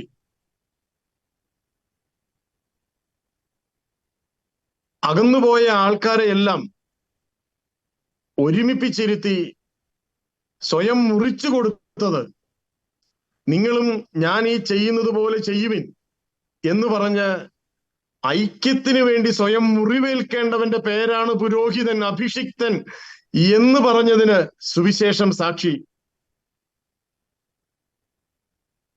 ഇവിടെയാണ് എന്നോട് ചോദിച്ച ചോദ്യം ഒരു നൊമ്പരമായി മാറുന്നത്. എങ്ങനെയാണ് ഈശോയിൽ വിശ്വസിക്കുന്ന ഒരു പുരോഹിതന് തന്റെ പ്രവൃത്തിയുടെ ഫലമായി ഞാൻ ഉൾപ്പെടുന്ന വിശ്വാസ സമൂഹവും സഭാ സമൂഹവും അവഹേളിതമാവുകയാണ്, തകർന്നു വീഴുകയാണ്, വിരൂപമാവുകയാണ്, സഭയുടെ മക്കൾക്ക് വിശ്വാസം നഷ്ടപ്പെടുകയാണ്, യുവജനങ്ങൾ വിശ്വാസത്തിൽ നിന്ന് അകന്നു പോവുകയാണ്. ഇതൊക്കെയാണ് ഇതിന്റെ റിസൾട്ട് എന്നറിയാമായിരുന്നിട്ട് കൂടി എങ്ങനെയാണ് വീണ്ടും വീണ്ടും സഭാവിരുദ്ധമായ, ഐക്യത്തിന് വിരുദ്ധമായ, അനൈക്യത്തെ പാലൂട്ടുന്ന ഈ നടപടിക്രമങ്ങളിലേക്ക് എങ്ങനെയാണ് ഒരു പുരോഹിതന് നടന്നു നീങ്ങാൻ കഴിയുക? ഒറ്റ കാര്യം മാത്രമേ എനിക്ക് പറയാനുള്ളൂ. അനൈക്യത്തിന്റെ ദൂതന്മാർ അവർ ഏത് വേഷമിട്ടവരാണെങ്കിലും ക്രിസ്തുവിൽ നിന്നുള്ളവരല്ല. അവർ ക്രിസ്തുവിന്റെ സുവിശേഷം പ്രസംഗിക്കുന്നവരല്ല. അതുകൊണ്ട് അനൈക്യം നിലനിർത്താൻ ആഗ്രഹിച്ചുകൊണ്ട് ആരൊക്കെ ആരുടെ കൂടെ കൂടിയാലും അവർ ക്രിസ്തുവിന്റെ സുവിശേഷം പ്രഘോഷിക്കുന്നവരല്ല. വേഷം എന്താണെങ്കിലും അവർ സുവിശേഷം പ്രഘോഷിക്കുന്നവരല്ല. ഇവിടെ വേണ്ടത് ഐക്യപ്പെടാൻ എന്തു വേണം? അതിന് ഞാൻ ബലിയാകണോ? ഈശോയെ, നീ ഐക്യത്തിന് വേണ്ടി പ്രാർത്ഥിച്ചിട്ട് കുരിശിലേക്ക് നടന്നു നീങ്ങിയതുപോലെ എന്റെ ഈഗോ ഈ കുരിശിൽ ഞാൻ ബലിയർപ്പിക്കുന്നു എന്റെ സഭയുടെ ഐക്യത്തിന് വേണ്ടി എന്ന് പരസ്പരം പറഞ്ഞാൽ തീരാവുന്ന കാര്യങ്ങൾ മാത്രമേ കേരള സഭയിലുള്ളൂ എന്ന് വിശ്വസിച്ചുകൊണ്ട് എന്റെ ഈ ഒരു എളിയ ചിന്ത എന്റെ സഭയ്ക്ക് വേണ്ടിയുള്ള ഒരു പരസ്യമായ പ്രാർത്ഥനയായി അർപ്പിക്കുവാനാണ് ഞാൻ ആഗ്രഹിക്കുന്നത്. അതുകൊണ്ട് തന്നെ ശത്രുക്കളുടെ ഇരകളാകാൻ, ചട്ടുകങ്ങളാകാൻ ഇനി ആരും മുതിരാതിരിക്കട്ടെ എന്ന പ്രാർത്ഥനയാണ്. ആരും സഭയ്ക്ക് നഷ്ടപ്പെടാതിരിക്കട്ടെ എന്ന പ്രാർത്ഥനയാണ് എനിക്ക് വെക്കുന്നത്. വളരെ വൈകാരികമായി തന്നെ ഫാദർ റോയ് കണ്ണഞ്ചിറ സീമ അത് അവതരിപ്പിച്ചു. ഡോക്ടർ ചാക്കോ കാളാമ്പറമ്പിൽ, നമുക്ക് ആ ഒരു മണിപ്പൂർ വിഷയത്തിലേക്ക് കൂടി ഒന്ന് വളരെ പെട്ടെന്നൊന്ന് വരാം. ഒരു സ്വയം വിമർശനപരമായിട്ട് നാം ചിന്തിക്കുകയാണെങ്കിൽ, പ്രത്യേകിച്ച് ഈ മണിപ്പൂർ വിഷയത്തെ കുറിച്ച് ഇപ്പം കേരളത്തിലെ ക്രൈസ്തവ സമൂഹത്തിന് ലഭിച്ച ചില ഇൻപുട്ടുകളുണ്ട്. പലപ്പോഴും ഒരു ചില സംഭവങ്ങളിൽ ഒരു പ്രോപ്പറായിട്ടുള്ള ചില കമ്മ്യൂണിക്കേഷന്റെ അല്ലെങ്കിൽ ഒരു ഡേറ്റ കളക്ഷന്റെ ഒരു അഭാവം ഈ കേരളത്തിലെ പൊതുസമൂഹത്തിൽ, നേരത്തെ നമ്മുടെ ഈ ചർച്ചയിൽ ഉടനീളം നമ്മുടെ അതിഥികൾ സൂചിപ്പിച്ച ചില തെറ്റിദ്ധാരണ പരത്തുന്ന വാർത്തകൾ പ്രചരിക്കാൻ ഇടയായതിൽ കത്തോലിക്ക സഭയെ സംബന്ധിച്ചിടത്തോളം ലോകത്തിന്റെ ഏത് മുക്കിലും മൂലയിലും ഇടവക സംവിധാനങ്ങളുണ്ട്, അതുമായി ബന്ധപ്പെട്ട കൃത്യമായിട്ടുള്ള ഒരു കോണ്ടാക്റ്റുകളുണ്ട്. അപ്പോൾ ഈ കലാപത്തിന്റെ ഒക്കെ ഒരു ആദ്യ ഘട്ടത്തിൽ കൃത്യമായിട്ടുള്ള ഒരു ക്ലാരിറ്റി, ഒരു ക്ലിയർ പിക്ചർ ഇപ്പൊ കേരളത്തിലായിക്കോട്ടെ പുറമേക്ക് ലഭിച്ചില്ല. ഇന്റർനെറ്റ് ബാൻ ഒരു പരിധിവരെ അതിനൊരു കാരണമായി നമുക്ക് വ്യാഖ്യാനിക്കാം. പക്ഷേ എങ്കിൽ പോലും ഈ സഭയുടെ സൈഡിൽ നിന്ന് എന്താണ് അവിടെ യഥാർത്ഥത്തിൽ സംഭവിക്കുന്നത്? പ്രത്യേകിച്ച് ഒരു ഗോത്ര വിഭാഗങ്ങൾ തമ്മിലുള്ള ഒരു കലാപം എന്ന നിലയിൽ ആരംഭിക്കുന്നു, പിന്നീട് അത് വർഗീയ എലമെന്റ്സ് അതിൽ ഉണ്ട് എന്ന തരത്തിലുള്ള വാർത്തകൾ വരുന്നു, അത്തരത്തിലുള്ള വാർത്തകൾ പ്രചരിക്കുന്നു. അപ്പോഴൊക്കെ ഒരു സൈഡിൽ നിൽക്കുന്നത് ഈ സഭയാണ്, അല്ലെങ്കിൽ ക്രൈസ്തവ സമൂഹമാണ്. അത്തരം സാഹചര്യങ്ങൾ വരുമ്പോൾ കൃത്യമായിട്ടുള്ള ഒരു ഇൻഫോർമേഷൻ അത് ജനങ്ങളിലേക്ക് അല്ലെങ്കിൽ വിശ്വാസികളിലേക്ക് എത്തിക്കുവാൻ സഭ ഈ മണിപ്പൂർ കലാപത്തിന്റെ ഒരു ആദ്യ ഘട്ടത്തിലെങ്കിലും ഒരു പരാജയപ്പെട്ടു പോയോ എന്നൊരു സംശയം പ്രസക്തമല്ലേ doctor Chacko Kalamparambil? Jordi, March മാസം 27-ാം തീയതി ഇറക്കിയ മണിപ്പൂർ ഹൈക്കോടതിയുടെ വിധി അവിടെ മെയ്റ്റി വിഭാഗത്തെ കൂടി ട്രൈബ്സിൽ പെടുത്താനുള്ള വിധിയായിരുന്നു, അതിനുള്ള ശുപാർശയായിരുന്നു. പക്ഷെ അന്ന് തന്നെ ഈ മണിപ്പൂരിൽ അന്ന് വെച്ചിരിക്കുന്ന ജഡ്ജി എന്ന് പറയുന്നയാള് ഒരു പ്രത്യേക രീതിയിൽ മണിപ്പൂരിൽ എത്തിയതാണെന്ന് നമുക്കെല്ലാം അറിയാം. പ്രത്യേക രീതി ഞാൻ ഉദ്ദേശിക്കുന്നത് അതിൻ്റെതായ ചില സംവിധാനങ്ങളുടെ ഭാഗമായി അദ്ദേഹം അങ്ങോട്ട് പറിച്ചു നടപ്പെട്ടതാണ് എന്നുള്ളതാണ് നമ്മളെല്ലാം മനസ്സിലാക്കുന്നത്. പക്ഷെ അദ്ദേഹത്തിന്റെ ഈ വിധി വന്നപ്പോൾ തന്നെ സുപ്രീം കോടതി ചീഫ് ജസ്റ്റിസ് തന്നെ കൃത്യമായി പറഞ്ഞിരുന്നു, അത് ജുഡീഷ്യറിയുടെ വിഷയമല്ല, അത് ലെജിസ്ലേച്ചർ ചെയ്യേണ്ട കാര്യമാണ്, അത് തെരഞ്ഞെടുക്കപ്പെട്ട ഭരണ സംവിധാനങ്ങൾ ചെയ്യേണ്ട കാര്യമാണെന്ന് അദ്ദേഹം ചൂണ്ടിക്കാണിച്ചു.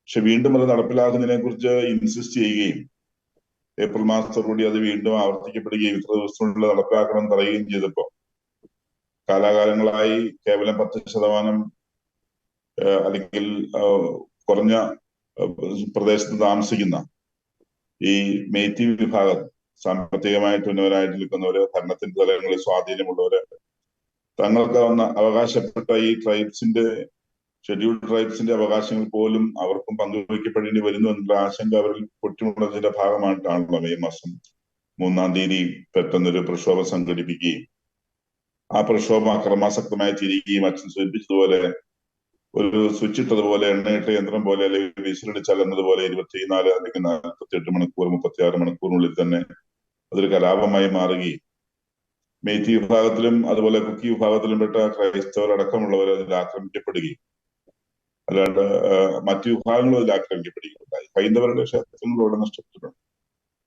നമ്മൾ ഒറ്റയ്ക്ക് ഒന്നിനെ മാത്രമായി കാണരുത്. അപ്പൊ അത്തരത്തിലുള്ള സംവിധാനങ്ങളൊക്കെ അവിടെ ഉയർന്നു വന്നപ്പോൾ അതിനെ കൃത്യമായി പഠിച്ച് റിപ്പോർട്ട് ചെയ്യുന്നതിൽ എല്ലാവരും പിന്നിട്ട്. ഇപ്പൊ പ്രതിപക്ഷത്തുള്ള ആളുകളെല്ലാം തന്നെ ഇപ്പൊ പ്രധാനമന്ത്രി അവിടെ പോകണമെന്ന് ആഘോഷിക്കുമ്പോഴും അവർക്ക് പോകാമായിരുന്ന സമയങ്ങളിൽ അവര് പോവുകയോ ആശ്വസിപ്പിക്കുകയോ അവര് സമാധാന ദൂതന്മാരാകുകയോ ചെയ്തില്ല എന്നുള്ളത് ഒരു വശം നിൽക്കുന്നു. ഡൽഹിയിൽ നിന്ന് പ്രസ്താവനകൾ ഇറക്കാൻ എളുപ്പമാണ്. പ്രധാനമന്ത്രി ചെയ്യേണ്ടതാണ്, അന്വേഷിക്കേണ്ടതാണ്, ചെയ്യുന്നില്ല എന്നുണ്ടെങ്കിൽ പ്രതിപക്ഷം അതിന്റെ ഉത്തരവാദിത്തം നിറവേറ്റാൻ സത്യത്തിൽ സജ്ജമാകിയിരുന്നില്ല. അതുകൊണ്ട് ആരംഭഘട്ടത്തിൽ ഇതിന്റെ പിന്നാമ്പുറങ്ങളെ കുറിച്ച് കൃത്യമായി പഠിച്ച് റിപ്പോർട്ട് കൊടുക്കുന്നതിൽ ക്രൈസ്തവ സഭ, പ്രത്യേകിച്ച് കത്തോലിക്ക സഭയുടെ ഒരു ചുരുങ്ങിയ ആളുകളെ അവിടെ ഉള്ളൂ. എങ്കിൽ പോലും ചില വിഭാഗങ്ങള് അതിനെ ചില രാഷ്ട്രീയ സംവിധാനങ്ങളോട് ചേർന്ന്, ചില ക്രൈസ്തവ വിഭാഗങ്ങൾ അതിനെ ചില രാഷ്ട്രീയ സംവിധാനങ്ങളോട് ചേർന്ന് രാഷ്ട്രീയ ലാക്കോടുകൂടി പ്രവർത്തിച്ച സാഹചര്യങ്ങളും ഉണ്ടായിട്ടുണ്ട് എന്ന് നമ്മൾ നിഷേധിക്കുന്നു. അത് ആ തരത്തിൽ തന്നെ പുറത്തേക്ക് വന്ന അവസരങ്ങൾ ഉണ്ടായിരുന്നു. കേരളത്തിൽ നിന്ന് തന്നെ പോയ ചില ആളുകള് മറ്റു ചില മത ഡിനോമിനേഷൻസ് പെട്ടവരൊക്കെ ആ തരത്തിലുള്ള പ്രചരണങ്ങൾ അവിടെ അയച്ചുകൊണ്ടിട്ടുണ്ടെന്നൊരു സംശയമില്ല. പക്ഷെ അതെല്ലാം അവസാനം അവിടെ നിന്ന് ഉസ്താദിന്റെ പിതാവിന്റെ പ്രസ്താവനകൾ വന്നതോടുകൂടി ആൻഡ്രൂസ് പിതാവ് അവിടെ പോയി പറഞ്ഞ ശേഷമൊക്കെ ആ വസ്തുതകൾ പിന്നീടാണ് പുറത്തേക്ക് വന്നത്. ആരംഭത്തിൽ നമ്മുടെ ആ അജ്ഞതയെ മുതലെടുക്കാനായിട്ട് എല്ലാ രാഷ്ട്രീയ പാർട്ടികളും നല്ലത് ശ്രമിക്കുകയും ഇവിടെ തീവ്രവാദ ഗ്രൂപ്പുകൾ അടക്കമുള്ളവര് നമ്മളെ സംരക്ഷകരായി മാറിക്കൊണ്ട് ഇവരെ ജാഥ നയിക്കാനും പ്രക്ഷോഭം സംഘടിപ്പിക്കാനും മണിപ്പൂരിനെതിരെയുള്ള വലിയ സമ്മേളനങ്ങൾ സംഘടിപ്പിക്കാനും ഒക്കെ ഒരുങ്ങി നമ്മൾ അതൊക്കെ ഒരു പരിധിവരെ അതിനോട് ചേർന്ന് നിന്നു. ഇതെല്ലാം സത്യമാണെന്ന് വിചാരിച്ചുകൊണ്ട്, അല്ലെങ്കിൽ ഈ കാര്യങ്ങളെ കുറിച്ച് വസ്തുതകള് തെറ്റായ വിധത്തിൽ വ്യാഖ്യാനിച്ചുകൊണ്ട് ഇവിടുന്ന് പോയ രാഷ്ട്രീയ പ്രസ്ഥാനങ്ങളൊക്കെ അതിന്റെ അർത്ഥസത്യങ്ങൾ പലപ്പോഴും പുറത്തുവിട്ട സാഹചര്യങ്ങളുണ്ട്. നമുക്കറിയാം, നമുക്ക് സംവിധാനങ്ങൾ ഉണ്ടായിട്ട് നമ്മൾ കൃത്യമായി പഠിക്കുകയും വ്യക്തമായ രീതിയിൽ നിർദ്ദേശം നൽകുകയും ചെയ്തില്ല. അതുകൊണ്ട് പ്രാരംഭത്തിൽ നമുക്ക് അതിനകത്ത് തെറ്റിദ്ധാരണ മൂലമുള്ള വീഴ്ചകൾ ഉണ്ടായിട്ടുണ്ട് എന്നുള്ളത് വസ്തുത തന്നെയാണ്. എന്നാൽ ക്രമേണ അതിനെ കൂടുതൽ കൃത്യമായി മനസ്സിലാക്കുകയും പഠിക്കുകയും അത് ഇങ്ങനെയുള്ളൊരു സംഭവമല്ല എന്ന സഭാ നേതൃത്വങ്ങൾ തന്നെ ഔദ്യോഗികമായി പ്രഖ്യാപിക്കുകയും ചെയ്തതും നമ്മുടെ മുമ്പിൽ. എന്തായിരുന്നാലും അവിടെ മനുഷ്യൻ നൊമ്പരപ്പെട്ടിട്ടുണ്ട്. അത് ക്രൈസ്തവൻ മാത്രമല്ല, മറ്റു വിഭാഗങ്ങളിൽപ്പെടുന്നില്ല. മനുഷ്യന് വേദനയായിട്ടുണ്ട്, മനുഷ്യൻ നൊമ്പരപ്പെട്ടിട്ടുണ്ട്. ആ നൊമ്പരപ്പെട്ട മനുഷ്യന്റെ കണ്ണീരൊപ്പാനായിട്ട് സ്വാർത്ഥതയില്ലാതെ പ്രവർത്തിച്ചവരുടെ സംഘടനകളാണെങ്കിലും രാഷ്ട്രീയ പാർട്ടികളാണെങ്കിലും ഒക്കെ എണ്ണം ആരംഭത്തിൽ തുച്ഛമായിരുന്നു. അച്ഛൻ സൂചിപ്പിച്ച പോലെ ചില കുറുക്കന്മാരെയാണ് നമ്മൾ അവിടെയൊക്കെ കൂടുതൽ കണ്ടുമുട്ടിയത് എന്നുള്ള വസ്തുത നിഷേധിക്കുന്നില്ല. കാലം സത്യത്തെ മറച്ചു വെക്കാൻ ഒരിക്കലും കഴിയില്ല. കാലം അതിനെ പുറത്തേക്ക് കൊണ്ടുവരും. അതുകൊണ്ട് തന്നെ വസ്തുക്കൾ പലപ്പോഴായി പുറത്തു വന്നുകൊണ്ടിരിക്കുകയാണ്. ഇതിനു മുമ്പും മാസങ്ങളോളം നീണ്ടു നിന്നിരിക്കുന്ന ഗോത്രവർഗങ്ങൾ തമ്മിലുള്ള യുദ്ധങ്ങൾ ഉണ്ടായിട്ടുണ്ട് എന്നുള്ളത് ആർക്കും നിഷേധിക്കാനൊന്നും കഴിയില്ല.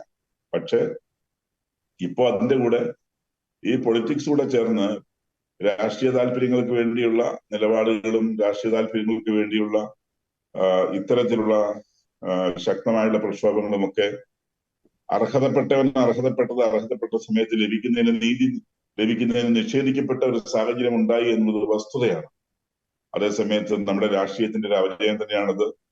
പ്രശ്നങ്ങളെ പരിഹരിക്കുന്ന രാഷ്ട്രീയ സംവിധാനങ്ങൾ കാണിക്കുന്ന താല്പര്യത്തെക്കാൾ കൂടുതൽ പ്രശ്നങ്ങളെ അവസരങ്ങളായി കണ്ട് രാഷ്ട്രീയ മുതലെടുപ്പ് നടത്താനുള്ള രാഷ്ട്രീയ സംവിധാനങ്ങളുടെ ആ ഒരു കുറുക്കൻ മനോഭാവമാണ് പലപ്പോഴും നമ്മുടെ രാജ്യത്ത് ഈ പ്രശ്നങ്ങളെ കൂടുതൽ രൂക്ഷമാക്കി തീർക്കുന്നത് എന്നുള്ള കാര്യത്തിൽ സംശയം.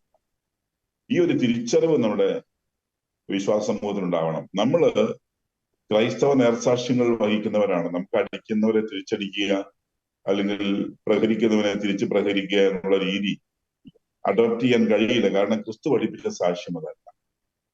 നമ്മൾ പറയും, തീർച്ചയായിട്ടും ഈശോ ചോദിച്ചതുപോലെ തന്നെ നീ എന്തുകൊണ്ട് എന്നെ അടിക്കുന്നു എന്ന് നമ്മൾ ചോദിക്കും. ഈശോ തിരിച്ചടിച്ചൊന്നുമില്ല. നീ എന്തുകൊണ്ട് എന്നെ അടിച്ചു എന്ന് ചോദിച്ചു. എന്നാൽ ആ ചോദ്യങ്ങൾ നമ്മൾ ആവർത്തിച്ചുകൊണ്ടിരിക്കും. അത് തന്നെയാണ് ക്രൈസ്തവ സാക്ഷ്യത്തിന്റെ ഒരു മുഖം എന്നാണ് ഞാൻ കരുതുന്നത്. തീർച്ചയായും. അതുകൊണ്ടാണ് ഇത് സംഭവിക്കുന്നത്. ഓക്കെ, ഡോക്ടർ ജോസൂട്ടി ജെ ഒഴികിൽ കഴിഞ്ഞ ഘട്ടത്തിൽ അങ്ങ് പൂർത്തീകരിക്കാനിരുന്ന ആ ഒരു കാര്യം ഇപ്പോൾ പൂർത്തീകരിക്കാം.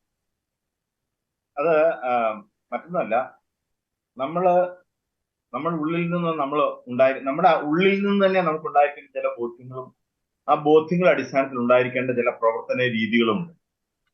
ഇപ്പോൾ നമ്മുടേത് ജനാധിപത്യ സംവിധാനമാണ്. ജനാധിപത്യ ഭരണ സംവിധാനത്തിന്റെ ആ തലത്തെ പൂർണ്ണമായി ബഹുമാനിക്കുന്നവരാണെങ്കിൽ അവരുടെ ഭരണാധികാരികളുടെ, ജനാധിപത്യത്തിലെ നേതാക്കന്മാരുടെ ലക്ഷ്യം എന്ന് പറയുന്നത് ജനത്തിനെ സേവിക്കുക, ജനത്തിന്റെ താല്പര്യങ്ങൾക്കനുസരിച്ച് പ്രവർത്തിക്കുക എന്നുള്ളതാണ്. അങ്ങനെ ജനത്തിന്റെ താല്പര്യങ്ങൾക്കനുസരിച്ച് പ്രവർത്തിക്കുന്നതിൽ അവരുദ്ദേശിക്കുന്നത് പോലെ എത്തുന്നില്ലെങ്കിൽ അധികാരം വിട്ടുകഴിഞ്ഞ് പോകുന്നതിൽ യാതൊരു മടിയും ജനാധിപത്യ ബോധ്യമുള്ള ഒരു ഭരണാധികാരിക്കില്ല. നമ്മളിത് യൂറോപ്പിലും ഒക്കെയുള്ള, UK-യിലും ഒക്കെയുള്ള പല പ്രധാനമന്ത്രിമാരുടെയും ഭരണാധികാരികളുടെയും കാര്യത്തിൽ നമ്മൾ നേരിട്ട് കണ്ടിട്ടുണ്ട്. അവരൊരു റഫറണ്ടം നടത്തുന്നു, അല്ലെ അവരൊരു തീരുമാനം എടുക്കുന്നു. ആ തീരുമാനത്തോട് ബഹുഭൂരിപക്ഷം ആളുകൾ യോജിക്കുന്നുണ്ടോ എന്ന് പരിശോധിക്കുന്നു. യോജിക്കുന്നില്ലെന്ന് അറിയുന്ന നിമിഷം അവർ അധികാരം വിട്ടൊഴിഞ്ഞ് പോരുകയാണ്, ഞങ്ങൾ പോകുന്നില്ല. അതുപോലെ സാമ്പത്തികമായ കാര്യങ്ങൾ ഭംഗിയാക്കാൻ നോക്കി പരാജയപ്പെടുന്നു എന്ന് തിരിച്ചറിയുന്ന നിമിഷം അവർ അധികാരം വിട്ടു പോരുകയാണ്. അതൊരു ജനാധിപത്യ ബോധമാണ് കാണിക്കുന്നത്. അതേസമയത്ത് അധികാരം ഉണ്ടായിരുന്നിട്ട് ആ അധികാരം ഉപയോഗിച്ചുകൊണ്ട് തങ്ങളുടെ സാമ്പത്തികവും മതപരമായ താല്പര്യങ്ങൾ സംരക്ഷിക്കണം എന്ന് ലക്ഷ്യമുള്ള ആളുകൾ ഭരണരംഗത്ത് തുടരുമ്പോൾ അവരെ സംബന്ധിച്ചിടത്തോളം എങ്ങനെയും അധികാരത്തിലെത്തുക എന്നുള്ളതും, അങ്ങനെ എങ്ങനെയും അധികാരത്തിലെത്തിയാൽ അത് എങ്ങനെയും നിലനിർത്തുക എന്നുള്ളതും അവരുടെ ലക്ഷ്യമാണ്. അത്തരത്തിലുള്ള അധികാര താല്പര്യങ്ങളുള്ള ആളുകളുടെ കയ്യിലേക്ക് ഇന്ന് ഇന്ത്യൻ ഭരണം, കേരള ഭരണം മാറിയിരിക്കുന്നു എന്നൊരു യാഥാർത്ഥ്യമാണ്. ഇതൊരു രാഷ്ട്രീയ യാഥാർത്ഥ്യമാണ്. ഈ ഒരു രാഷ്ട്രീയ യാഥാർത്ഥ്യം നമ്മുടെ കത്തോലിക്കരായിട്ടുള്ള, ക്രിസ്ത്യാനികളായിട്ടുള്ള ആളുകൾ ഇനിയെങ്കിലും തിരിച്ചറിയണമെന്നാണ് എനിക്ക് പറയാനുള്ളത്. കാരണം അവിടെ ഏതൊക്കെ ഘടകങ്ങളാണ് അധികാരത്തിൽ എത്താനായിട്ട് പ്രേരിപ്പിക്കുന്നത്? ഒന്ന്, വോട്ട് കിട്ടണം. വോട്ട് കിട്ടാൻ എന്ത് വേണം? ജനങ്ങൾ ഉണ്ടാകണം, പണം ഉണ്ടാകണം, ഉദ്യോഗസ്ഥ സ്വാധീനം ഉണ്ടാകണം. അപ്പൊ ഈ 3 ഘടകങ്ങളെയും എങ്ങനെയൊക്കെ സ്വാംശീകരിക്കാമോ അങ്ങനെയൊക്കെ സ്വാംശീകരിക്കുന്ന വഴി അധികാരത്തിലെത്തുകയും അങ്ങനെ എത്തുന്ന അധികാരം ഉപയോഗിച്ചുകൊണ്ട് അവരുടെ അധികാരം ഉറപ്പിക്കാനായിട്ട് ശ്രമിക്കുക എന്നുള്ളതാണ്. ഇത് ഇന്ത്യൻ ഭരണത്തിനകത്ത് ഇപ്പൊ നമ്മൾ വളരെ വ്യക്തമായിട്ട് കണ്ടുകൊണ്ടിരിക്കുകയാണ്. സ്വന്തക്കാരായ ആളുകൾക്ക് വേണ്ടത്ര സപ്പോർട്ട് ചെയ്തു കൊടുത്തുകൊണ്ട് എങ്ങനെയും അധികാരത്തെ തുടരുക എന്നുള്ളത്. അത്തരത്തിലുള്ള തുടർച്ചകളിലേക്ക് പോകുമ്പോൾ ഈ കേരളത്തിൽ എന്താണ് നമ്മുടെ ആളുകൾ ചെയ്തുകൊണ്ടിരിക്കുന്നത് നമ്മൾ തിരിച്ചറിയേണ്ടത്. നമ്മൾക്ക് അധികാരത്തിൽ പങ്കാളിത്തം ആവശ്യമില്ല എന്ന തരത്തിൽ, അധികാരത്തിൽ പങ്കാളിത്തത്തിന് ശ്രമിക്കാൻ പോലുള്ള രാഷ്ട്രീയ ബോധം കാണിക്കാത്ത തരത്തിൽ അരാഷ്ട്രീയമായി ചിന്തിക്കുകയും അതുപോലെ തന്നെ യാതൊരുവിധ സാമൂഹ്യ യാഥാർത്ഥ്യത്തെയും കാണാതെ പ്രവർത്തിക്കുകയുമാണ് നമ്മൾ ഇപ്പോൾ ചെയ്തുകൊണ്ടിരിക്കുന്നത്. ഈ ഒരു തിരിച്ചറിവിലേക്ക് നമ്മൾ വരണം. നമ്മളെ സംബന്ധിച്ചിടത്തോളം നമ്മളും നമ്മുടെ സ്വാധീനങ്ങളും ഒക്കെ ഇന്ത്യ ഭരണത്തിന്റെ അകത്ത് കൂടെ പ്രതിഫലിക്കത്തക്ക തരത്തിൽ കാര്യങ്ങൾ കൊണ്ടുപോകാൻ കഴിയുന്നില്ലെങ്കിൽ ഒരു കാരണവശാലും നമുക്കിവിടെ മുന്നോട്ട് പോകാൻ കഴിയില്ല. അടിമ സമൂഹമായിട്ട് നമ്മൾ മാറും എന്നുള്ളതാണ് എനിക്ക് സംബന്ധിച്ചുള്ള ഒരു കാര്യം. രണ്ടാമത്തെ കാര്യം, ക്രിസ്തു തന്നെയാണ് മാതൃക. എന്റെ ആലയം അശുദ്ധമാക്കരുതെന്ന് പറഞ്ഞുകൊണ്ട് ചാട്ടവാർ എടുക്കേണ്ട സമയത്ത് ചാട്ടവാർ എടുക്കാനായിട്ട് ക്രിസ്തു തയ്യാറായി. ക്രിസ്തു ചാട്ടവാർ എടുക്കാൻ തയ്യാറായത് നമുക്കറിയാം, ചില കാര്യങ്ങൾക്ക് തീരുമാനം ഉണ്ടാകണമെങ്കിൽ അതിൻ്റെതായ മാർഗങ്ങൾ അവലംബിച്ച് മാത്രമേ പറ്റുള്ളൂ. ഇപ്പൊ പാറ പൊട്ടിക്കേണ്ട ഘട്ടത്തിൽ പാറ പൊട്ടിക്കാൻ വേണ്ടി നമ്മൾ സാധാരണ കരക്കത്തി കൊണ്ട് എന്നൊരു കാര്യമില്ലെന്ന് നമുക്കറിയാം. അപ്പൊ അതാതിന്റെ സാഹചര്യം എന്തോ അത് തിരിച്ചറിഞ്ഞുകൊണ്ട് ഒരു ജനതയുടെ സുസ്ഥിതിക്ക് വേണ്ടി പ്രവർത്തിക്കാൻ തക്ക രീതിയിലുള്ള ആർജവത്വവും അതിന് തക്കതായ ധീരതയും നിശ്ചയദാർഢ്യവും കാണിക്കാനായിട്ട് നമ്മുടെ ആളുകൾക്ക് കഴിയണം. അത് കഴിയുന്നില്ലെങ്കിൽ നമുക്ക് ഒരിക്കലും ഒരു കാര്യത്തിൽ ഒരു തീരുമാനം ഉണ്ടാക്കാൻ കഴിയുകയുമില്ല. ഓരോരുത്തരായി പിരിഞ്ഞു പോവുകയല്ലാതെ ഒരിക്കലും എവിടെയും എത്തിച്ചേരുകയുമില്ല. സഹിഷ്ണുത നല്ലതാണ്. അത് പക്ഷേ സഹിഷ്ണുതയുടെ അർത്ഥം അറിയുന്നവരുടെ അടുത്ത് മാത്രമാണ്. അത് അറിയാത്തവരെ സംബന്ധിച്ചിടത്തോളം അവർക്ക് മനസ്സിലാകുന്ന ഭാഷയിൽ തന്നെ അവരോട് സംസാരിക്കുന്നില്ലെങ്കിൽ അവർ ഒരിക്കൽ പോലും അവരുടെ തെറ്റുകൾ തിരിച്ചറിയില്ല. വെട്ടാൻ വരുന്ന പോത്തിനോട് വേദം ഓതിയിട്ട് കാര്യമില്ലെന്ന് നമ്മുടെ ആളുകൾ പണ്ട് പറഞ്ഞിട്ടുള്ളത് വളരെ അർത്ഥവത്തായ കാര്യമാണ്. കാരണം സഹിഷ്ണുത ഭാഷ അവർക്ക് മനസ്സിലാവില്ല. അവരുടെ ആ റേഞ്ചിലല്ല അവർ നിൽക്കുന്നത്. അപ്പൊ പിന്നെ അവരോട് സഹിഷ്ണുതയാണ് എന്ന് പറയുന്നതിന്റെ അർത്ഥമില്ല. അവർക്ക് മനസ്സിലാകുന്ന ഭാഷയിൽ കാര്യങ്ങൾ അവതരിപ്പിച്ചിട്ട് പിന്നീട് നമുക്ക് സഹിഷ്ണുതയിലേക്ക് വരാം. ഇതാണ് രണ്ടാമത്തെ കാര്യം. ഓക്കെ, വളരെ വ്യക്തമാണ്. ഒറ്റക്കെട്ടായി നിന്ന് യഥാർത്ഥ ശത്രുവിനെതിരെ ജാഗ്രതയോടെ പ്രവർത്തിക്കണം എന്നൊരു സന്ദേശം തന്നെയാണ് ഇന്നത്തെ ഈ ഒരു ചർച്ചയുടെ സമാപനത്തിൽ മുന്നോട്ട് വെക്കാനുള്ളത്. ഈ ചർച്ചയിൽ വളരെ സജീവമായി പങ്കെടുത്ത father Roy Kananchira, CMI, doctor Chacko Kalamarambil, doctor Josutty J ഒഴികെ 3 പേർക്കും നന്ദി.